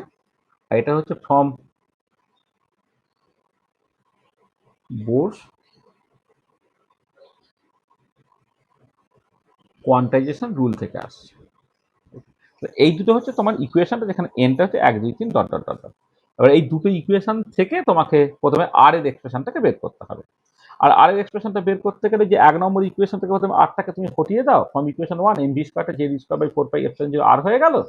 এবারে এই 2 নম্বর ইকুয়েশন, যেটাকে 2 নম্বর ইকুয়েশন থেকে যে তোমার আরটা পেয়েছো n H by twice pi m v, এটা তুমি বসিয়ে দাও এখানে আর এর জায়গায়। এই যে n H by twice pi m, sorry v এর জায়গা, ভি এর জায়গায় এখান থেকে এই যে এখানে ভিটা কত হবে N H by twice pi M R, এই ভি এর জায়গায় N H by twice pi M আরটাকে তুমি বসিয়ে দাও। এটা কোথা থেকে পেলে তুমি? এটা হচ্ছে ফ্রম ইকুয়েশন 2, ইকুয়েশন 2 থেকে ভিটাকে তুমি বসিয়ে দিলে, বসিয়ে একটা সিম্পলিফাই করলে, সিম্পলিফাই করে আরটাকে বের করে নাও, আরটা বের হচ্ছে কত, এসআই ইউনিটে epsilon zero n square h square by pi m z square. এইটা থেকে তোমার রেডিয়াসের এক্সপ্রেশন বেরোলো, তাই না? এটা তোমার এই রেডিয়াসের যে এক্সপ্রেশনটা বেরোয়, ধরে নাও এটা তোমার 3 নম্বর ইকুয়েশন। তো দেখো আগে এক রকমের রেডিয়াসের এক্সপ্রেশন বের করা হয়েছিল, এখন হচ্ছে এই তুমি রেডিয়াসের এক্সপ্রেশনটা পেলে, epsilon zero n square h square by pi m z square. আচ্ছা, এবার kinetic energy half m v square, যেটা z square by eight pi epsilon zero r, এটা তুমি এই যে এখান থেকে পাচ্ছ, এই যে এম ভি স্কয়ারটা যদি তুমি করো, এখানে আরটাকে থেকে বাদ দিয়ে দাও, z square by four pi epsilon zero r হয়ে হাফ এম ভি স্কয়ার করে এটা 8 হয়ে যাবে। এইটা হয়ে যাচ্ছে যে হাফ এম ভি স্কয়ার করে z square by eight pi epsilon zero r, এটা হলো 4 নম্বর ইকুয়েশন। আর পোটেনশিয়াল এনার্জি অ্যাজ ইউজুয়াল আমি আগে বলেছি বলে নতুন করে বলছি না, এটা minus z square by four pi epsilon zero r, এটা 5 নম্বর ইকুয়েশন। এটা 4 আর 5 যদি তুমি যোগ করে ফেলো, তার টোটাল এনার্জিটা পেয়ে যাবো। টোটাল এনার্জিটা হয়ে যাচ্ছে কত, তোমার মাইনাস টোটাল এনার্জিটা ইটা 6 নম্বর ইকুয়েশনে minus z square by eight pi epsilon zero আর। এবারে ফর্ম ইকুয়েশন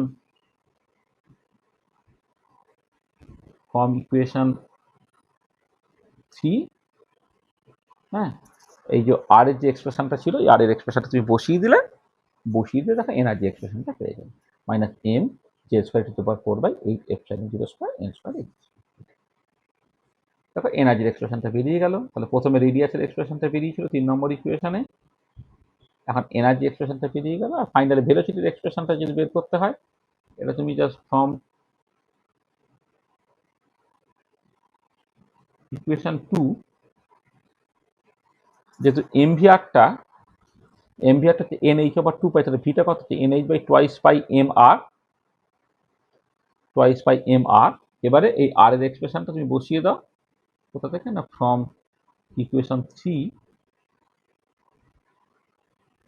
ফ্রম ইকুয়েশন 3 তুমি আর এর এক্সপ্রেশনটাকে বসিয়ে দিলে, বসিয়ে ভেলোসিটির এক্সপ্রেশনটা বেরিয়ে গেল। এটা ধরে নাও তোমার 8 নম্বর ইকুয়েশন। তাহলে দেখো রেডিয়াসের এক্সপ্রেশন এই 3 নম্বর ইকুয়েশন, এনার্জির এক্সপ্রেশন আর ভেলোসিটির এক্সপ্রেশনটা বেরিয়ে গেল। তাহলে এই যে অ্যাপ্রোচটা, এটা একদম বাচ্চাদের অ্যাপ্রোচ, যেটা হচ্ছে কনভেনশনাল অ্যাপ্রোচ। তাহলে পরীক্ষায় তো তোমাকে ওই যে অল্টারনেটিভ মানে আমি যে অ্যাপ্রোচটা করে দিয়েছি আর কি, আনকনভেনশনাল অ্যাপ্রোচ, এটা বোঝার জন্য, তোমার নিজেকে কনফিডেন্ট লাগানোর জন্য আমি করলাম। কিন্তু পরীক্ষায় যদি পড়ে, পরীক্ষায় পড়লে তোমাকে এই যে একদমই ওটাকে পস্টুলেটটাকে মাথায় রেখে তার মতো করে এরকম সিম্পল ক্যালকুলেশনটাকে করে দিলি, কিন্তু তোমার চলে যাবে। তাহলে এই যে যেটা কনভেনশনাল অ্যাপ্রোচের যে আমি বোর্স পস্টুলেটের উপর বেশ করে যে এনার্জি, রেডিয়াস এবং ভেলোসিটির এক্সপ্রেশন বের করলাম বা স্পিডের এক্সপ্রেশন বের করলাম, এগুলো বোঝা গেছে? কোনো অসুবিধা আছে? ঠিক আছে, বলো। কোনো অসুবিধা নেই তো?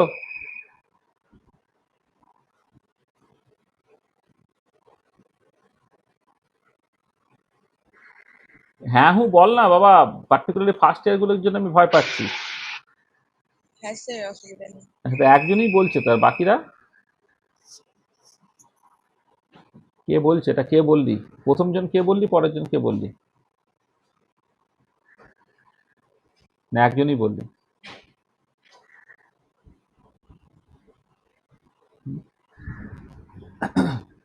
ঠিক আছে তাহলে। আচ্ছা আচ্ছা, এবার একটুখানি খেয়াল করো, আমি কতগুলো জিনিস সম্বন্ধে একটুখানি ডিটেলে কথাবার্তা বলবো। দেখো এই যে ভেলোসিটি বা স্পিড অফ দ্য ইলেকট্রনের যে এক্সপ্রেশনটা তুমি বের করলে, এটা একটু ভালো করে খেয়াল করো, যেটা z square by 2 epsilon zero n into h, এটা হয়েছে তো জেড স্কোয়ার বাই, ও এটা সরি, এটা এক মিনিট,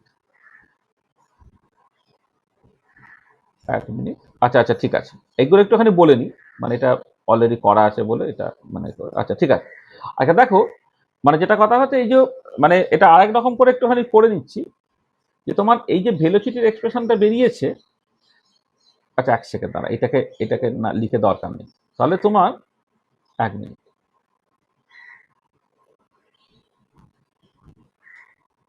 এক সেকেন্ড, এগুলোকে দেখে লাভ নেই, হয়তো ক্লামজি করে দিয়ে লাভ নেই।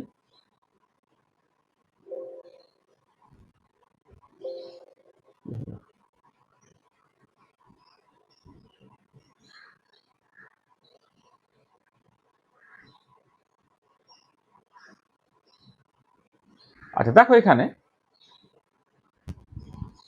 এই যে ভেলোসিটির এক্সপ্রেশনটা তুমি বের করলে, এই যে Z square by 2 epsilon 0 n into h, এখানে জেড আর এন বাদ দিয়ে বাকি সব কনস্ট্যান্ট। সেখানে আমি যেটা করলাম দেখো, এখানে জেড আর এনটাকে আলাদা রেখে স্কোয়ার বাই 2 এপসাইলন 0 এইট সেটাকে আমি আলাদা করে দিলাম। ঠিক আছে। আচ্ছা, এবারে হাইড্রোজেন অ্যাটম, তার জন্যে তোমার জেডটা অলওয়েজ 1 হয়, হাইড্রোজেন অ্যাটমের জেডটা 1 হয়। আর যদি ফার্স্ট অরবিটটা তুমি কনসিডার করো, যেটা বলে first Bohr orbit, first Bohr অরবিটের জন্য তোমার এন এর ভ্যালুটা কত হচ্ছে না, এন এর ভ্যালুটা তোমার 1। তাহলে আমি সেটাই করলাম যে জেড এর ভ্যালু তোমার 1 দিয়ে স্টার্ট করলে, জেড এর ভ্যালু 1 আর এন এর ভ্যালু 1। এটা জেড এর ভ্যালু 1, ভ্যালু এন এর ভ্যালু 1 হলে মানে তোমার, আমি ফার্স্ট অরবিটটার কথা বেসিক্যালি বলছি আর কি। মানে ধরো এই হচ্ছে তোমার নিউক্লিয়াসকে কেন্দ্র করে কত করে নির্দিষ্ট ব্যাসার্ধের বৃত্তাকার কক্ষপথে ইলেকট্রনটা ঘুরবে। তো তাহলে এইটা হচ্ছে এইটা এটা ফার্স্ট বোর অরবিট, যেখানে এনটা হচ্ছে তোমার বেসিক্যালি 1 আর হাইড্রোজেন অ্যাটম টাইপের, এখানে হাইড্রোজেন অ্যাটম আর কি। এটা এই রেডিয়াসটা হচ্ছে তোমার R1 আর কি, যেটা যেটা আমি বের করতে চাই। এটাকে আমি A0 নাম দিচ্ছি, এটা বলে বোর রেডিয়াস। তার মানে এই যে মানে রেডিয়াসটা তো থাকে, এটা এটা পরে বলছি। তাহলে এইটা হচ্ছে তোমার এই যে প্রথম যে হাইড্রোজেন অ্যাটম কনসিডার করছি, এবং হাইড্রোজেন অ্যাটমের ক্ষেত্রে তোমার প্রথম যে অরবিটটা, হ্যাঁ এটা, সেইখানে যে ইলেকট্রনটা ঘুরছে আর কি, তার ভেলোসিটিটা এইটা, এটা V1 নাম দেওয়া হচ্ছে। যে ভেলোসিটিতে মুভ করছে এটাকে V1 বলা হয়। তাহলে V1টা কত হবে? হাইড্রোজেন অ্যাটমের জন্য ফার্স্ট বোর অরবিটে যে ইলেকট্রনটা ঘুরছে তার জন্য জেডটা 1 হয়ে গেল, এনটা 1 হয়ে গেল। সেই জন্য then velocity of the electron, হ্যাঁ ভেলোসিটি অফ দ্য ইলেকট্রন এই অরবিটে in the first Bohr orbit, first Bohr orbit of hydrogen atom, সেটা কত হচ্ছে V1 যদি তুমি নাম দাও, হ্যাঁ সেটা হচ্ছে square by 2 epsilon 0 H, Z R N এর জায়গায় 1 বসিয়ে দেবে। আচ্ছা, এবারে এই যে স্কোয়ার বাই 2 এপসাইলন 0 এইচ, এটা একটা কনস্ট্যান্ট। আচ্ছা, এই কনস্ট্যান্টের ভ্যালুটাকে বের করার জন্য আমি কি করছি দেখো, আমি যেটা করছি যে এইটাকে সামথিং ইন্টু সি লিখলে, মানে আলফা ইন্টু সি বললে, যেখানে মানে আলফাটা হচ্ছে, মানে যেখানে আলফাটা আলফাটা হচ্ছে basically square by 2 epsilon 0 c into h, এইটা এইটা। আলফাটা হচ্ছে তোমার square by 2 epsilon 0 c h. তাহলে আলফা ইন্টু সি করলে স্কোয়ার বাই 2 এপসাইলন 0 এইচ হতো। তাহলে এইটাকে তুমি লিখতে পারো আলফা ইন্টু সি, এবং এই আলফাটা হচ্ছে যার ভ্যালুটা হচ্ছে 1/137.03605, একে বলে ফাইন স্ট্রাকচার কনস্ট্যান্ট। নামটা কেন ফাইন স্ট্রাকচার কনস্ট্যান্ট সেটা পরে তোমার কাছে পরিষ্কার হবে, কারণ হাইড্রোজেন অ্যাটমের যে স্পেকট্রা, তাতে ফাইন স্ট্রাকচার বলে একটা ব্যাপার আছে। মানে যেটা বোর থিওরি থেকে প্রেডিক্টেড যে স্পেকট্রাটা অ্যাকচুয়ালি তার থেকে কিছুটা কমপ্লিকেটেড, সেটাকে যে ফাইন স্ট্রাকচার, এই ফাইন স্ট্রাকচারটা এক্সপ্লেন করতে গেলে আলফার প্রেজেন্সটা দরকার আর কি, আলফাটা তোমার কাজে লাগবে, সেটাকে ফাইন স্ট্রাকচার কনস্ট্যান্ট বলা হচ্ছে।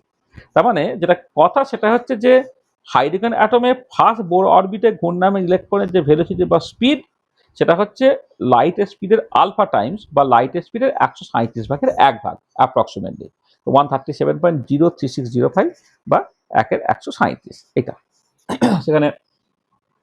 তার মানে তাহলে এখন দেখো ভেলোসিটির নর্মাল এক্সপ্রেশনটা তুমি কি করে বের করবে না, ভিএনটা হচ্ছে Z by N into V1।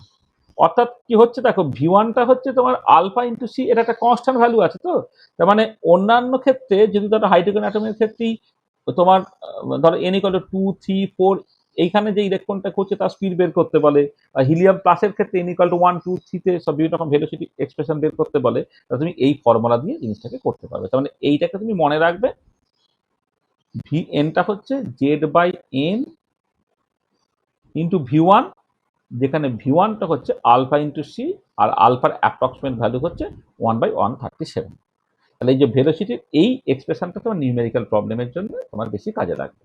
আর তুমি সবসময় এই ভেলোসিটির যে টোটাল এক্সপ্রেশনটা আছে, সেখানে ডেটাগুলোকে বসিয়ে ক্যালকুলেশন করা কিন্তু খুব লেন্দি হয়ে যায়। সেসব ঝামেলার মধ্যে আমি যাব না।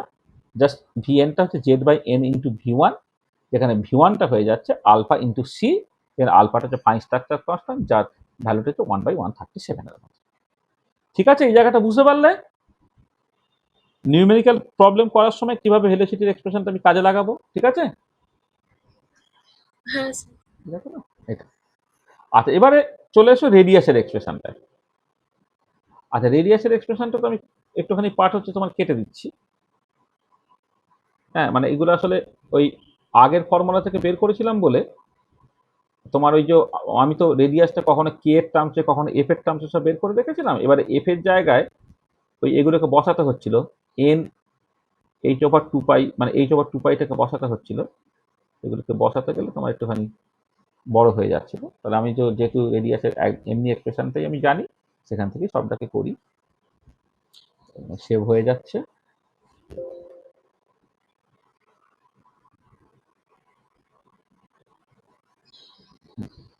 দেখো, এবারে চলে এসো রেডিয়াসে, রেডিয়াস অফ দ্য অরবিট। আচ্ছা, রেডিয়াস অফ দ্য অরবিটের যে এক্সপ্রেশনটা দেখো খেয়াল করে, এই যে তুমি এই যে আর এন যেটা, এটা epsilon zero n square h square by pi m Z square. দেখো, এইটা তো রেডিয়াসের এই এক্সপ্রেশনটা তো ছিল এই যে কথা ইকুয়েশন 3 থেকে, epsilon zero n square h square by pi m Z square, এটা তো ছিল। তাহলে এইটা হচ্ছে কোথা থেকে না, ফর্ম ইকুয়েশন, মানে এটা হচ্ছে ইকুয়েশন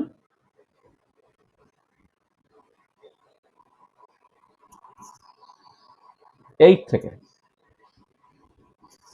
আর এইটা হচ্ছে তোমার রেডিয়াসের এক্সপ্রেশনটা হচ্ছে কোথা থেকে পাচ্ছ না, ফর্ম ইকুয়েশন 3 তে রেডিয়াসের এক্সপ্রেশন দেওয়া আছে। এবার এখানেও দেখো এই এন স্কোয়ার এবং জেড বাদ দিয়ে বাকি সবটা কিন্তু constant. Epsilon zero h square by pi m square, এটা কিন্তু কনস্ট্যান্ট। আচ্ছা, এবারে for hydrogen atom z equal to 1 এবং যদি ফার্স্ট বোর অরবিটটা তুমি দেখো, তাহলে এন এর জায়গায় 1 বসিয়ে দেবে, জেড এর জায়গায় 1 বসিয়ে দেবে।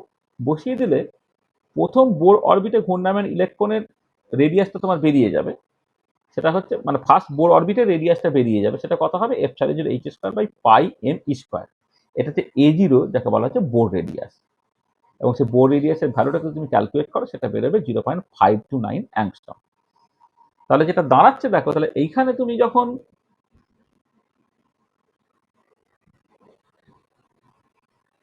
এখানে যখন হাইড্রোজেন অ্যাটম থাকছে, এই এন ইকুয়াল টু যখন 1, তখন এইটা হয়ে যাবে তোমার এ জিরো, যখন এখানে কেন্দ্রে পজিটিভ চার্জ হচ্ছে প্লাস ই, অর্থাৎ আমি হাইড্রোজেন অ্যাটমের কথা বলছি, মানে প্লাস জেড ইন্টু ই হতো, তারপরে যখন প্লাস ই হাইড্রোজেন অ্যাটম যখন হবে আর কি, তখন প্রথম বোর অরবিট যেটা এন ইকুয়াল টু 1 এর যে সার্কুলার অরবিটটা, তার রেডিয়াসটা হচ্ছে এ জিরো।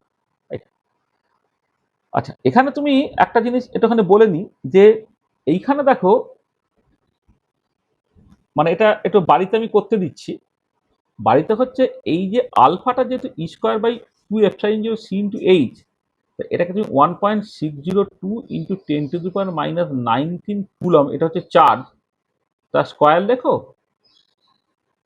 আর ডিনোমিনেটারে হচ্ছে তুমি 2 লেখো, epsilon zero 8.854 into 10⁻12 coulomb square newton inverse metre to the power -2, এইটা লিখবে।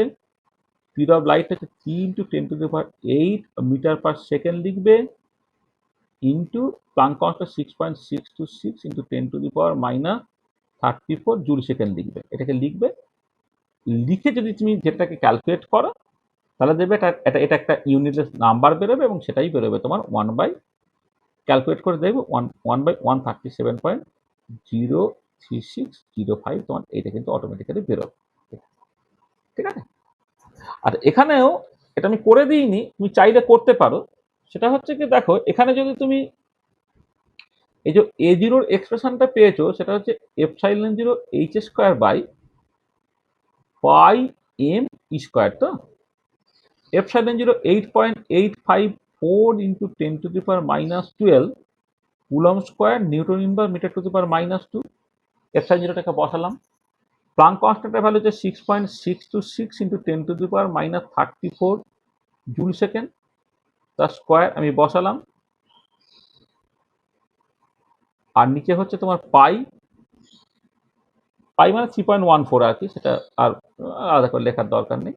পরে এম এর ভ্যালু হচ্ছে 9.11 ইন্টু 10⁻34 সরি, কিন্তু মানে 31 কেজি, কিন্তু এত কেজি হচ্ছে, কেজিতে বসাচ্ছি। আর ইলেকট্রনের চার্জ হচ্ছে 1.602 ইন্টু 10⁻⁹ কুলম তার স্কোয়ার। এটা এগুলোকে করবে, করে তোমার একবার উত্তরটা বেরিয়ে যাবে, দেবে 0.529 ইন্টু 10⁻⁻10 মিটার বেরোবে। তার মানে 0.529 অ্যাংস্ট্রম বেরোবে, যেটা দেখো এখানে আমি ব্যবহার করেছি। তাহলে দেখো এবারে নিউমেরিক্যাল প্রবলেম করার সময় তাহলে এই যে এক্সপ্রেশনটা তুমি পেয়ে গেছো, আর এনটা হচ্ছে তোমার N square Z into A0, এখানে A0 এর ভ্যালুটা হচ্ছে 0.529। তার নিউমেরিক্যাল প্রবলেম করার সময় কি হচ্ছে, অবভিয়াসলি হচ্ছে এইভাবে করা উচিত। হ্যাঁ, n square by z into A0, তাহলে এন আর জেডটা জাস্ট আলাদা হবে, সেগুলোকে বসিয়ে দিলেই কিন্তু তোমাদের হাইড্রোজেন অ্যাটমের ক্ষেত্রে এন ইকুয়াল টু 2, 3, 4 তাদের রেডিয়াস বের করো, বা হাইড্রোজেন লাইক অন্যান্য আয়ন আছে তাদের জন্য বিভিন্ন এন এর জন্য কিন্তু রেডিয়াস বের করো, তাহলে এই ফর্মুলাটা হচ্ছে তোমার বেটার ফর্মুলা হয়ে যাচ্ছে। ঠিক আছে, বোঝাতে পারলাম? হুম, হচ্ছে? আচ্ছা, এবারে নেক্সট দেখো তোমার এনার্জি এক্সপ্রেশনটা।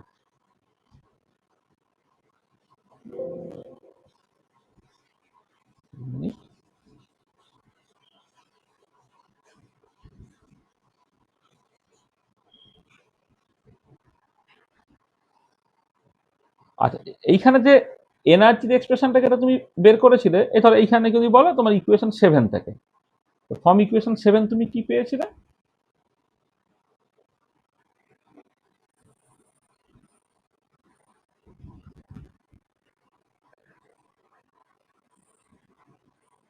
ফর্ম ইকুয়েশন 7 এনার্জি এক্সপ্রেশনটা যে minus m Z square to the power 4/8 epsilon 0 square n square h square. আচ্ছা, এবার এইখানে কতগুলো জিনিস দেখো। প্রথমে আমি এনার্জি এক্সপ্রেশনটা এখানে পরে বসাচ্ছি। এবারে আয়নাইজেশন পোটেনশিয়াল যদি তোমাকে ক্যালকুলেট করতে হয়, তার জন্য আমি কি করব?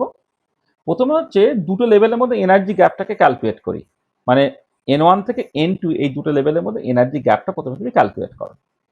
ক্যালকুলেট করলে কি হবে না, E_N2 মাইনাস C_N1, এবার এখানে যেহেতু মাইনাস সাইন আছে, বা m Z square to the power 4/8 epsilon 0 square h square হয়ে গেল, into 1/N1 square minus 1/N2 square. আচ্ছা, এবারে তোমার for hydrogen atom first ionisation potential যখন ক্যালকুলেট করবে, তখন কি হবে? আচ্ছা, আয়নাইজেশন পোটেনশিয়াল মানে কি, যে কোনো একটা পার্টিকুলার অরবিট থেকে ইলেকট্রনটাকে বের করে তোমাকে ইনফিনিটিতে পাঠিয়ে দিতে হবে। অর্থাৎ যখন first ionisation potential for hydrogen atom তুমি লিখবে, তখন হাইড্রোজেন অ্যাটমের জন্য জেডটা 1, আর ফার্স্ট আয়নাইজেশন এনার্জি বা ফার্স্ট আয়নাইজেশন পোটেনশিয়াল যখন বের করছে, N1টাকে 1 ধরতে হবে, N2টাকে ইনফিনিটি ধরতে হবে। আয়নাইজেশন পোটেনশিয়াল যদি ক্যালকুলেট করতে চাই, বা আয়নাইজেশন এনার্জি যদি তুমি ক্যালকুলেট করতে চাও, তাহলে যে লেভেলে ইলেকট্রনটা আছে সেখান থেকে তোমার ইনফিনিটিতে পাঠিয়ে দিতে হবে। তাহলে ফার্স্ট আয়নাইজেশন এনার্জি যদি ক্যালকুলেট করতে হয়, তাহলে এখানে N1 এর জায়গায় তুমি 1 বসাবে, N2 এর জায়গায় তুমি ইনফিনিটি বসাবে। তাহলে আয়নাইজেশন পোটেনশিয়াল ফর হাইড্রোজেন অ্যাটমটা কত হয়ে যাচ্ছে? এখানে দেখো N1 এর জায়গায় 1, N2 এর জায়গায় ইনফিনিটি বসাও, আর জেড এর জায়গায় 1 বসিয়ে দাও। তাহলে কত হলো? m⁴/8 epsilon 0 square h square. এবং এইখানে যদি ডেটাগুলোকে বসিয়ে দাও, বসিয়ে দিলে এটা বেরোবে কিন্তু 13.6 ইলেকট্রন ভোল্ট।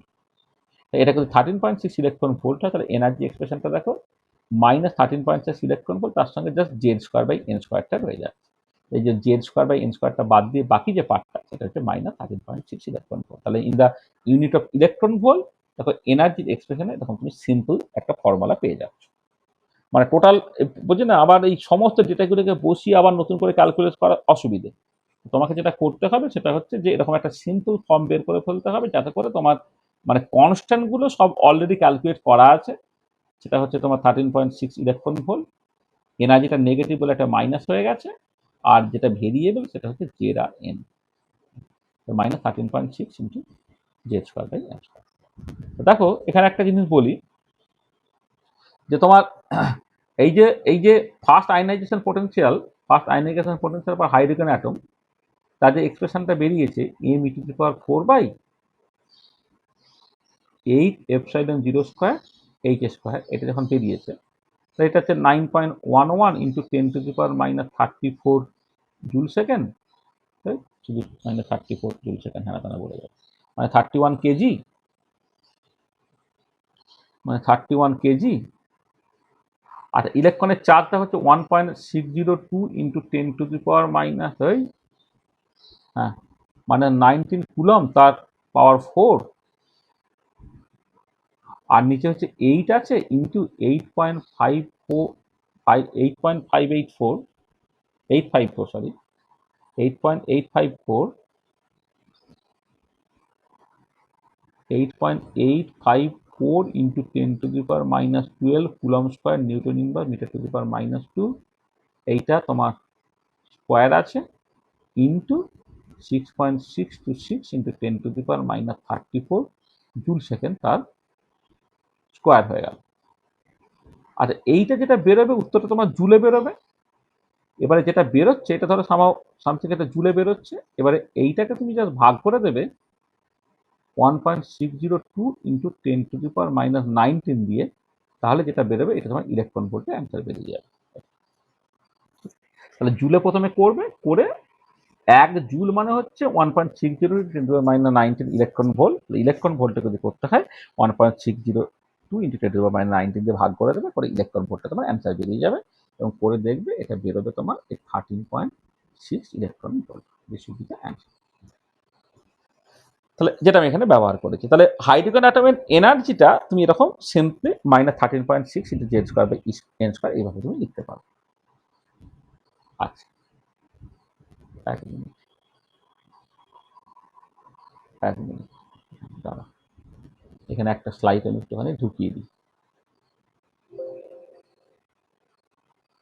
আচ্ছা,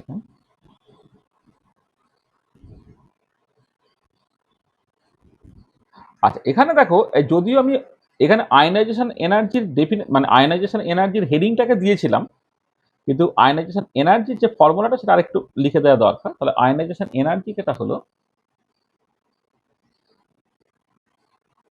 আসলে আগে সব আয়নাইজেশন পোটেনশিয়াল বলা হতো, এখন আর আয়নাইজেশন পোটেনশিয়াল টার্মটা ব্যবহার করা হয় না, আয়নাইজেশন এনার্জিটাকে ব্যবহার করা হয়। তো আয়নাইজেশন এনার্জি তাহলে কি হয়ে যাচ্ছে, ionisation energy,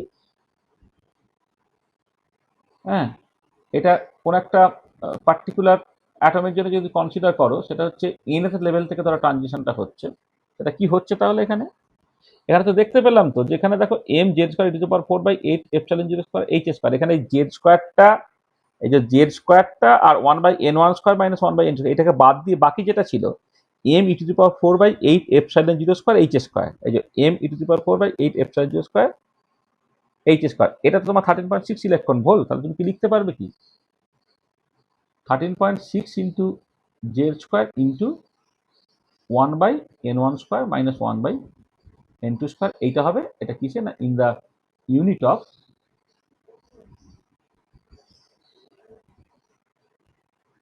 in the unit of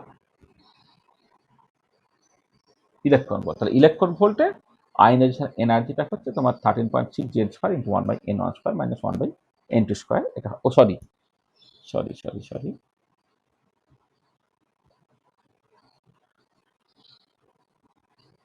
ভুল করছি, মানে n2 তো ইনফিনিটি হয়ে যাচ্ছে না, এটা হচ্ছে 13.6 into Z square by N square হবে এটা। তাহলে আয়নাইজেশন এনার্জিটা হচ্ছে 13.6 Z square by N square হয়ে যাবে। তার মানে এবারে যে লেভেল থেকে ট্রানজিশনটা ঘটছে আর কি, সেই এনটা হচ্ছে সেইটা, আর জেডটা হচ্ছে, যদি হাইড্রোজেন অ্যাটম না হয়, হাইড্রোজেন লাইক হয়, তখন তোমাকে সেটা বসাতে হবে। তাহলে আয়নাইজেশন এনার্জিটা কিন্তু এইভাবে তুমি বের করতে পারো। তাহলে এখানে হচ্ছে তোমার, মানে আয়নাইজেশন পোটেনশিয়াল বা আয়নাইজেশন এনার্জিটা আমি কিভাবে বের করতে আমি এখানে বলেছি, করে এনার্জিটাকে in terms of 13.6 electron volt তুমি লিখলে -13.6 Z square by N square. আচ্ছা, এবার খেয়াল করো, এই যে এনার্জিটা হচ্ছে -13.6 Z square by N square, আর আয়নাইজেশন এনার্জিটা +13.6 Z square by N square. তার মানে পরিষ্কার, it is clear that ionization energy is simply the derivative of energy of the orbit, energy of the electron in the specific orbit. মানে energy কোন একটা অরবিটে যা তার নেগেটিভটাই হয়ে যায় তোমার আয়নাইজেশন এনার্জি, শুধু সাইনটা পাল্টে যাচ্ছে। আর এটা পরবর্তীকালে তুমি একটা থিওরেম পাবে, একে বলা হয় কুভম্যানস থিওরেম। কুভম্যান থিওরেমটা একটুখানি অন্যরকম, কিন্তু এইখান থেকেই মূলত আসে। যখন তোমার অরবিট থেকে অরবিটালের কনসেপ্ট আসবে তখন তুমি পেয়ে যাবে, সেটা হচ্ছে আয়নাইজেশন এনার্জি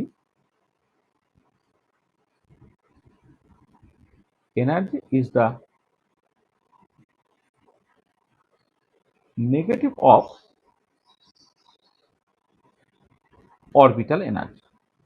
পরে যখন অরবিটালের কনসেপ্ট চলে আসবে, অরবিট থেকে অরবিটাল ওয়েভ মেকানিক্যাল মডেলে, তখন তোমার কুভম্যানস থিওরেমটা পাবে যে যদি অন্য কোনো ফ্যাক্টর তোমার এখানে ইনকর্পোরেটিং না হয়, তাহলে কোন একটা যে অরবিটাল থেকে ইলেকট্রনটা বেসিক্যালি রিমুভ করা হচ্ছে আয়নাইজেশন দেখানোর জন্য, সেই অরবিটালে যে এনার্জিটা হবে তার অপোজিটটা হয়ে যাবে জাস্ট কিন্তু তোমার আয়নাইজেশন এনার্জিটা। তার ionisation energy is the negative of orbital energy.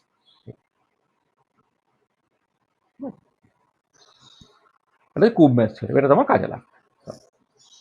তা দেখো এই পর্যন্ত পরিষ্কার। তাহলে আমি এখানে ভেলোসিটি, রেডিয়াস, মানে ভেলোসিটি বা স্পিড, রেডিয়াস এবং তোমার এনার্জিটা, এইটাকে যখন তুমি করে ক্যালকুলেট করবে, মানে যখন নিউমেরিক্যাল প্রবলেম তুমি করবে, নিউমেরিক্যাল প্রবলেম করার সময় একদম যে ফাইনাল এক্সপ্রেশনে সরাসরি বসিয়ে করার দরকার নেই। স্পিড বলতে গেলে Z/n ইন্টু স্পিড, হাইড্রোজেনের 1s অরবিটালে ঘূর্ণায়মান ইলেকট্রনের যে স্পিড সেটাকে বসালেই চলবে, এবং সেটা হচ্ছে লাইট স্পিডের আলফা টাইমস এটা। আচ্ছা, রেডিয়াস যখন ক্যালকুলেট করবে n²/z ইন্টু a0, যেখানে a0 হচ্ছে বোর রেডিয়াস, এটা 0.529 অ্যাংস্ট্রম।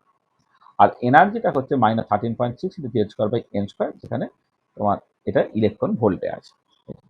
আর আয়নাইজেশন এনার্জিটা হচ্ছে +13.6 ইন্টু z²/n²। এটা হলো। আর এবারে চলে এসো frequency, wave number, wave length, time period and Spectra, এটাকে বুঝতে হবে। দেখো এনার্জি এক্সপ্রেশনটা -mz²/e⁴ বাই হচ্ছে তোমার 8ε0 n²h² with n = 1 2 3 dot dot dot. ঠিক আছে, এটা হচ্ছে এনার্জি এক্সপ্রেশন। এবারে দুটো পাশাপাশি মানে n1 থেকে n2 লেভেলে ধরো ট্রানজিশনটা হচ্ছে, সেটা আমি ক্যালকুলেট করতে চাইছি এটা। তাহলে এবারে এইটা যখন তুমি ক্যালকুলেট করছো, এই যে n1 থেকে n2 লেভেলে যে এনার্জি গ্যাপটা, মানে মানে spacing between two energy levels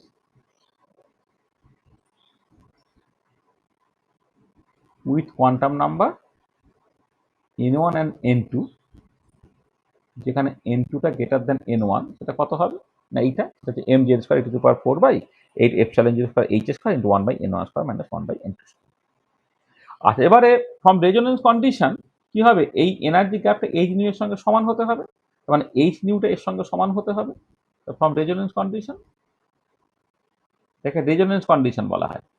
resonance condition মানে ওই দুটো লেভেলের মধ্যে এনার্জি গ্যাপটা, সেটা ডেল্টা ই এর সঙ্গে সমান। তাহলে সেখান থেকে ফ্রিকোয়েন্সিটা তুমি পেয়ে যাবে কি করে, না mz²e⁴/8ε0²। দেখে এখানে শুধুমাত্র এইচ দিয়ে ভাগ হয়ে গেল, h³ ইন্টু 1/n1² - 1/n2²। এটা হচ্ছে তোমার frequency in the unit of hertz আর সেকেন্ড ইনভার্স। এটা তোমার বেরিয়ে গেল। Frequency in the unit of hertz আর সেকেন্ড ইনভার্স, তার এক্সপ্রেশনটা তোমার বেরিয়ে গেল। আর এবারে এখান থেকে তুমি চাইলে ওয়েভ লেন্থ এবং ওয়েভ নাম্বার বের করে ফেলতে পারো। দেখো নিউ ইন্টু ল্যামডা, সেটা হচ্ছে স্পিড অফ লাইট হয়, আর নিউ ইন্টু ল্যামডা সেটা হচ্ছে সি। এখানে ল্যামডা হচ্ছে c/নিউ। তা কেউ যদি ইউনিট মানে মানে এখানে তোমার ল্যামডাটাকে মানে ওয়েভ লেন্থের টার্মসে যদি বের করতে চায়, ফ্রিকোয়েন্সি থেকে ওয়েভ লেন্থ বের করতে চাইলে সে সেটা করে ফেলতে পারবে, যেখানে ওয়েভ লেন্থের ইউনিট হচ্ছে সিজিএস এ সেন্টিমিটার, এসআই হচ্ছে মিটার। আর ওয়েভ নাম্বারটা হচ্ছে 1/λ, এটা নিউ বাই সি। তাহলে তুমি যদি এইখানে এইখানে যেটা করেছো সেটা হচ্ছে সেকেন্ড ইনভার্স ইউনিটে ফ্রিকোয়েন্সিটা, আর এখানে ট্রানজিশন ফ্রিকোয়েন্সিটা যদি সেন্টিমিটার ইনভার্সে করো, তাহলে কি হবে সেটা দেখো। এই যে এইখানে নিউ বাই সি, যেহেতু তাহলে নিউটা অলরেডি বের করে ফেলে, তাকে সি দিয়ে ভাগ করে দাও, mz²e⁴/8ε0² CH³ into 1/n1² - 1/n2²। এইটা হচ্ছে তোমার ট্রানজিশন ফ্রিকোয়েন্সিটা বেরোচ্ছে। এখন এই ট্রানজিশন ফ্রিকোয়েন্সিটা তোমার in the unit of centimetre inverse. আসলে অনেক সময় ফ্রিকোয়েন্সি নিউ দিয়েও এক্সপ্রেস করে, ফ্রিকোয়েন্সি নিউ বার দিয়ে এক্সপ্রেস করে। তাহলে এই নিউ দিয়ে যেটা, এটা সত্যি সত্যি ফ্রিকোয়েন্সি। আর নিউ বারটাকেও স্পেকট্রোস্কোপির কনটেক্সটে অনেক সময় ফ্রিকোয়েন্সি বলা হয়, কিন্তু ইউনিটটা দেখে তোমায় বুঝতে হবে যে এটা সত্যি সত্যি ফ্রিকোয়েন্সি বোঝানো হচ্ছে নাকি তোমার ওয়েভ নাম্বার বোঝানো হচ্ছে। হ্যাঁ, এখানে কিন্তু এই ইউনিটটা সেন্টিমিটার ইনভার্স, বেসিক্যালি এটা ওয়েভ নাম্বার বোঝানো হচ্ছে। আচ্ছা, এবারে এখানে তুমি কি করলে দেখো, এই জেড স্কোয়ারটাকে বাদ দিয়ে বাকিটাকে একসাথে নিলে m e to the power 4/8 epsilon 0 square c h cube. দেখো এই জিনিসটা হচ্ছে একটা কনস্ট্যান্ট, এটাকে বলা হচ্ছে রিডবার্গ কনস্ট্যান্ট। ঠিক আছে, তাহলে নিউ বারটা হয়ে গেল, হ্যাঁ, তোমার ট্রানজিশন ফ্রিকোয়েন্সিটা, হ্যাঁ, সেটা হচ্ছে Z square r infinity 1/n1 square minus n2 square. আর এটা যদি হাইড্রোজেন অ্যাটমের ক্ষেত্রে করো, তাহলে n1 থেকে n2 লেভেলের transition r infinity into 1/n1 square minus 1/n2 square, যেখানে n2টা কেটে আসেন n1। এই যে ইকুয়েশনটা, সেটা রিডবার্গ ইকুয়েশন, আর আর ইনফিনিটিটা হচ্ছে তোমার রিডবার্গ কনস্ট্যান্ট। তাহলে এই যে রিডবার্গ কনস্ট্যান্টের ভ্যালুটা দেখো তোমার কি আছে না, m e to the power 4/8 epsilon 0 square c into h cube. তো এর ভ্যালুগুলো তুমি বসাবে, ধরো এই 9.11 ইন্টু 10⁻³ কেজি তুমি বসাবে। ইলেকট্রনের চার্জটা হচ্ছে তোমার 1.602 into 10⁻19 coulomb two the power 4 তুমি বসাবে, বাই 8 হলো এপসাইলনটা হচ্ছে 8.854 ইন্টু 10⁻12 কুলম স্কোয়ার নিউটন বা মিটার টু দি পাওয়ার -2, তার স্কোয়ার তোমার হয়ে গেল। স্পিড অফ লাইট হচ্ছে 3 ইন্টু 10⁸ মিটার পার সেকেন্ড, সেটা স্পিড অফ লাইট হলো। আর পড়ে আছে H cube 6.626 into 10⁻34 joule second, এটার পাওয়ার হচ্ছে তোমার 4। এটা কিউব, এটা পড়ে আছে। আচ্ছা, এইগুলো যদি সব বসিয়ে দাও তাহলে উত্তরটা বেরোবে তোমার সেন্টিমিটার ইনভার্স। ঠিক আছে, এটা এটা করে দেখে নেবে, ওই 109 এরকম একটা বেরোবে আর কি, এই 109,678 এরকম একটা পয়েন্ট সামথিং তোমার থাকতে পারে আর কি, এত সেন্টিমিটার ইনভার্স এরকম তোমার অ্যান্সার বেরোবে। ঠিক আছে, এটা তুমি করবে, করে দেবে, এরকম তোমার একটা অ্যান্সার বেরোবে। তার মানে যেটা দাঁড়াচ্ছে এই রিডবার্গ কনস্ট্যান্ট, এটা হচ্ছে মানে আর ইনফিনিটির একটা ইউনিভার্সাল কনস্ট্যান্ট, যেখানে তোমার ওই আমি আর ইনফিনিটির নামটা কেন হয়েছে আমি পরে এটা ভালো করে আলোচনা করব। এখানে হচ্ছে নিউক্লিয়াসের মাসটা ইলেকট্রনের মাসের রেসপেক্টে ইনফাইনাইটলি হেভি ধরে নেওয়া হয়, তখন এটা হবে। আচ্ছা, এবারে দেখো এই যে পার্টিকুলার কেস, আমি পরে আবার ভালো করে দেখিয়েছি যে যখন তোমার ট্রানজিশনটা ঘটছে in the unit of centimetre inverse, যেখানে তোমার n1 থেকে n2 লেভেলে ট্রানজিশন, বা উল্টোটা n2 থেকে n1, এমিশন হলে n2 থেকে n1 লেভেলে, আর অ্যাবজর্পশন হলে n1 থেকে n2 লেভেল। আচ্ছা দেখো, এবারে n1টা যদি 1 হয় আর n2টা 2 3 4 5 6 ডট ডট ডট ডট হয়, তখন তুমি কতগুলো স্পেকট্রাল লাইন পাবে, তাকে বলে লাইমান সিরিজ। n1টা 2 আর n2টা 3 4 5 হলে তোমার বামার সিরিজ। n1টা 3 হয়ে n2টা 4 5 6 হলে তাহলে পার্সেন সিরিজ। n1টা 4, n2টা 5 6 7 হলে Brackett series, France series, Humphrey series and swan swan. তার মানে বিভিন্ন রকমের তুমি স্পেকট্রাটা কিন্তু পেয়ে যাচ্ছ আর কি এখানে। এটা পরে আর একটা স্লাইড ব্যবহার করা হচ্ছে স্পেকট্রার জন্য, সেটা আমি একটু ভালো করে তোমায় দেখাবো। তাহলে এই যে ইকুয়েশনটা পেয়েছে, যেটা রিডবার্গ ইকুয়েশন, সেই রিডবার্গ ইকুয়েশন থেকে কিন্তু বিভিন্ন রকমের স্পেকট্রাল সিরিজ, যেটা হাইড্রোজেন অ্যাটমের জন্য অ্যাপ্লিকেবল, সেটা তুমি এখানে পেয়ে যাচ্ছ। দেখো এই যে ফ্রিকোয়েন্সির এক্সপ্রেশনটা বা ওয়েভ নাম্বারের এক্সপ্রেশনটা বা ওয়েভ লেন্থের এক্সপ্রেশনটা কি করে বের করবে তুমি পেয়ে গেলে তো, কোনো অসুবিধা নেই নিশ্চয়ই। ঠিক আছে, মানে এখানে ওয়েভ নাম্বারটা ভালো করে মনে থাকে, ওয়েভ নাম্বারটা জানলে সেখান থেকে ওয়েভ লেন্থটাকে এইটা রেসিপ্রোকাল করলেই তোমার ওয়েভ লেন্থটা বেরিয়ে যাবে। ওয়েভ লেন্থ দিয়ে যদি কখনো প্রবলেম থাকে তুমি তোমার মতো করে কিন্তু করে ফেলতে পারবে। ঠিক আছে, এটা আচ্ছা দেখো এই যে যেটা বলছিলাম যে এই যে ট্রানজিশনটা ঘটছে n1 = 1 এ নামছে, n = 2 3 4 5 6 7 বিভিন্ন জায়গা থেকে তুমি লাইমান সিরিজ পাচ্ছ, এবং এটা আলট্রাভায়োলেট রিজিয়ানে ঘটে। এবারে n-টা 2 তে তোমার নামছে 3 4 5 6 ইত্যাদি থেকে, তো বামার সিরিজ এটা ভিজিবল রিজিয়ানে, তার মতো করে পার্সেন, ব্র্যাকেট, ফান, তারপরে হামফ্রে, আরো সব এরপরে এখানে যেটা হয় এটা হচ্ছে হামফ্রে সিরিজ বলা হয়। হামফ্রে সিরিজ সেটা আইআর রিজিয়ানে হয় এটা। বিভিন্ন রকম সিরিজগুলো পাচ্ছ, এবং এই যে কোন লেভেল থেকে কোন লেভেলে ট্রানজিশনের জন্য করসপন্ডিং যে ওয়েভ লেন্থগুলো হয় আর কি, সেই ওয়েভ লেন্থের ভ্যালুগুলো এখানে দেওয়া আছে। এগুলো তো মনে থাকবে না, হ্যাঁ, তুমি জাস্ট এইটুকু তো মনে রেখে যে বামা সিরিজে ভিজিবল রিজিয়ানে ঘটে, লাইমান সিরিজটা আলট্রাভায়োলেট রিজিয়ানে ঘটে, আর বাকি সবাই কিন্তু তোমার আইআর রিজিয়ানে ঘটে। এই ইনফরমেশনটা কেন তোমার কাছে মনে থাকবে। স্পেকট্রাটা এক্সটেন্ড করতে পারা গেল। ঠিক আছে, কোনো অসুবিধা আছে? হয়েছে? না স্যার ঠিক আছে। ঠিক আছে, এটা আচ্ছা। আচ্ছা, এবারে এইখানে এই একটা ভীষণ ইম্পর্টেন্ট ব্যাপার, সেটা হচ্ছে যে এই যে রেজাল্ট গুলো সেটা হচ্ছে ভিরিয়াল থিওরেম ওবে করে। আর এই যে ভিরিয়াল থিওরেমটা জিনিসটা কি একটুখানি বলে দিয়ে হাইড্রোজেন অ্যাটমের জন্য ভিরিয়াল থিওরেমটা কিভাবে ওবেট হচ্ছে আমি একটুখানি দেখতে চাইছি। দেখো, ভিরিয়াল থিওরেম বলে যদি পোটেনশিয়াল এনার্জিটা তোমার একটা ডিস্টেন্স আর তার পাওয়ার এস এর সঙ্গে প্রপোর্শনাল হয়, তাহলে 2 into average of kinetic energy should be equal two S into average of potential energy. মানে পোটেনশিয়াল এনার্জিটা যদি আর টু দি পাওয়ার এস এর সঙ্গে প্রপোর্শনাল হয়, তাহলে 2 into average of kinetic energy must be s into average of potential energy. তো hydrogen atom বা hydrogen আইড 1 ইলেকট্রন আয়নসের জন্য পোটেনশিয়াল এনার্জি কেমন দেখতে, minus Z square by 4 pi epsilon 0 r. তার মানে তুমি পরিষ্কার দেখতে পাচ্ছ পোটেনশিয়াল এনার্জিটা আর টু দি পাওয়ার মাইনাস 1 এর সঙ্গে প্রপোর্শনাল, অর্থাৎ এর সঙ্গে কম্পেয়ার করলে এসটা হয়ে যাচ্ছে তোমার -1।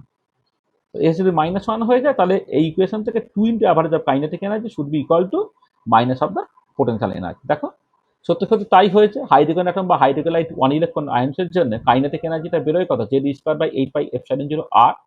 পোটেনশিয়াল এনার্জিটা minus Z square by 4 pi epsilon 0 r, এবং এখান থেকে পরিষ্কার 2 into average of kinetic energy equal to minus of the potential energy. দেখো, সেটা ভিরিয়াল থিওরেমের সাথে কিন্তু কনসিস্টেন্ট হয়ে যায়।